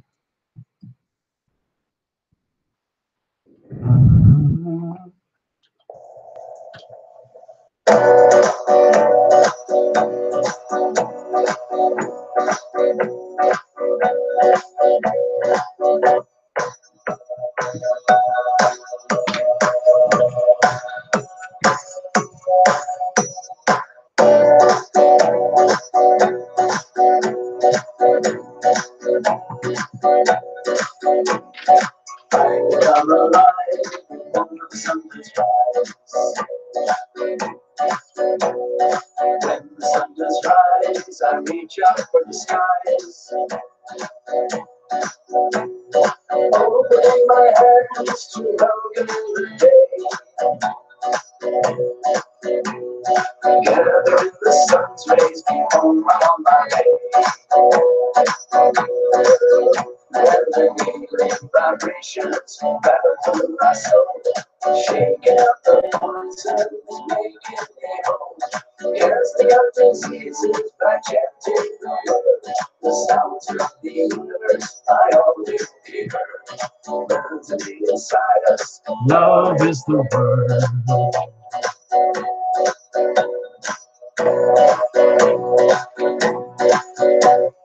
Moving through the day, rain no accidents and giving thanks to heaven that I'm still alive. Blessing my enemies, blessing the ones I love. Praying for forgiveness for any damages I've done. The healing vibrations rattle through my soul, shaking out the poisons, making me whole. Casting out diseases by chanting the word. The sounds of the universe by all will be heard. Resonating inside us. Love is the word.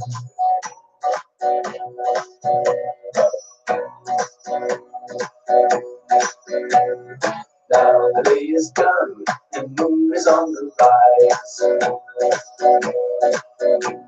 My trials and tribulations all bottled up inside. I summon in love as I reach up for the skies. I command no fear and shadows be gone before my eyes. Vibrations rattle through my soul, shaking out the poisons, making me whole. Casting out diseases by chanting the word. The sounds of the universe I all will be heard. Resonate inside us. Love is the word. And the healing vibrations rattle through my soul, shaking out the poisons, making me whole. Casting out diseases by chanting the word. The sounds of The universe by all will be heard. Resonate inside us. Love is the word.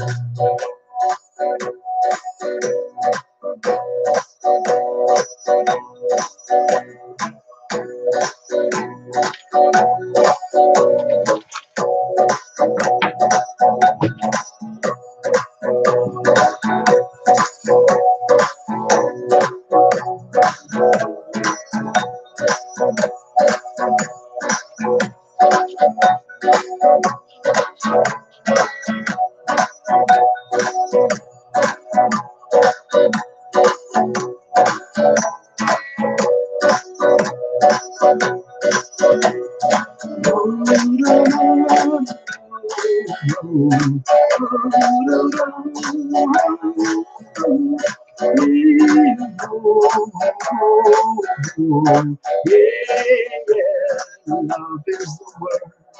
Whoa, whoa, love is the word.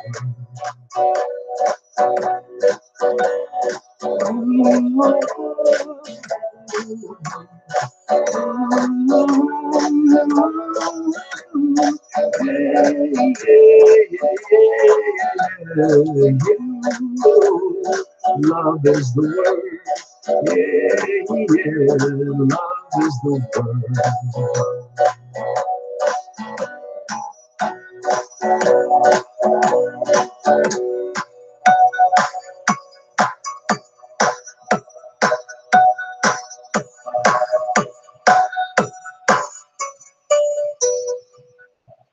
Thank you, everybody.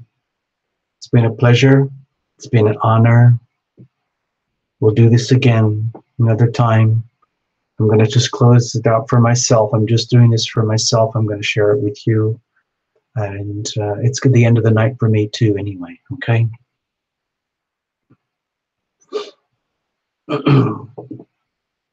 Love yourself, first of all. Understand that you are a wounded animal in some way, shape, or form, and that we all have deep scars that need deep tending, deep to the deepest part of our body and soul, okay? It's okay. It's okay, you poor thing. You poor thing. It's all right. You've been hurt. You have hurt others. You will be hurt again, but you are okay. You will be fine. All healing is self-healing, and you will be fine, okay? You are loving and you are loved. You are deeply loving. You are deeply loved. Continue to be loving. Continue to be loved, okay? Be loving. Be loved. You are loving. You are loved. You are loving. You are loved. You are loving. You are loved. You are loving. You are loved. I'm very, very happy to do this for you. So we might as well. There's only a few of us here now, but let's do it anyway. It's just a little one. It's just my generic one that I do every day anyway. We ask for the healing power of love to fill our bodies from up above. We ask for the healing power of love to fill our minds from up above. We ask for the healing power of love to fill our hearts from up above. We ask for the healing power of love to fill our souls from up above. We ask for the healing power of love to fill our relationships from up above. We ask for the healing power of love to fill our loved ones from up above. We ask for the healing power of love to fill our homes and families from up above. We ask for the healing power of love to fill our lives from up above.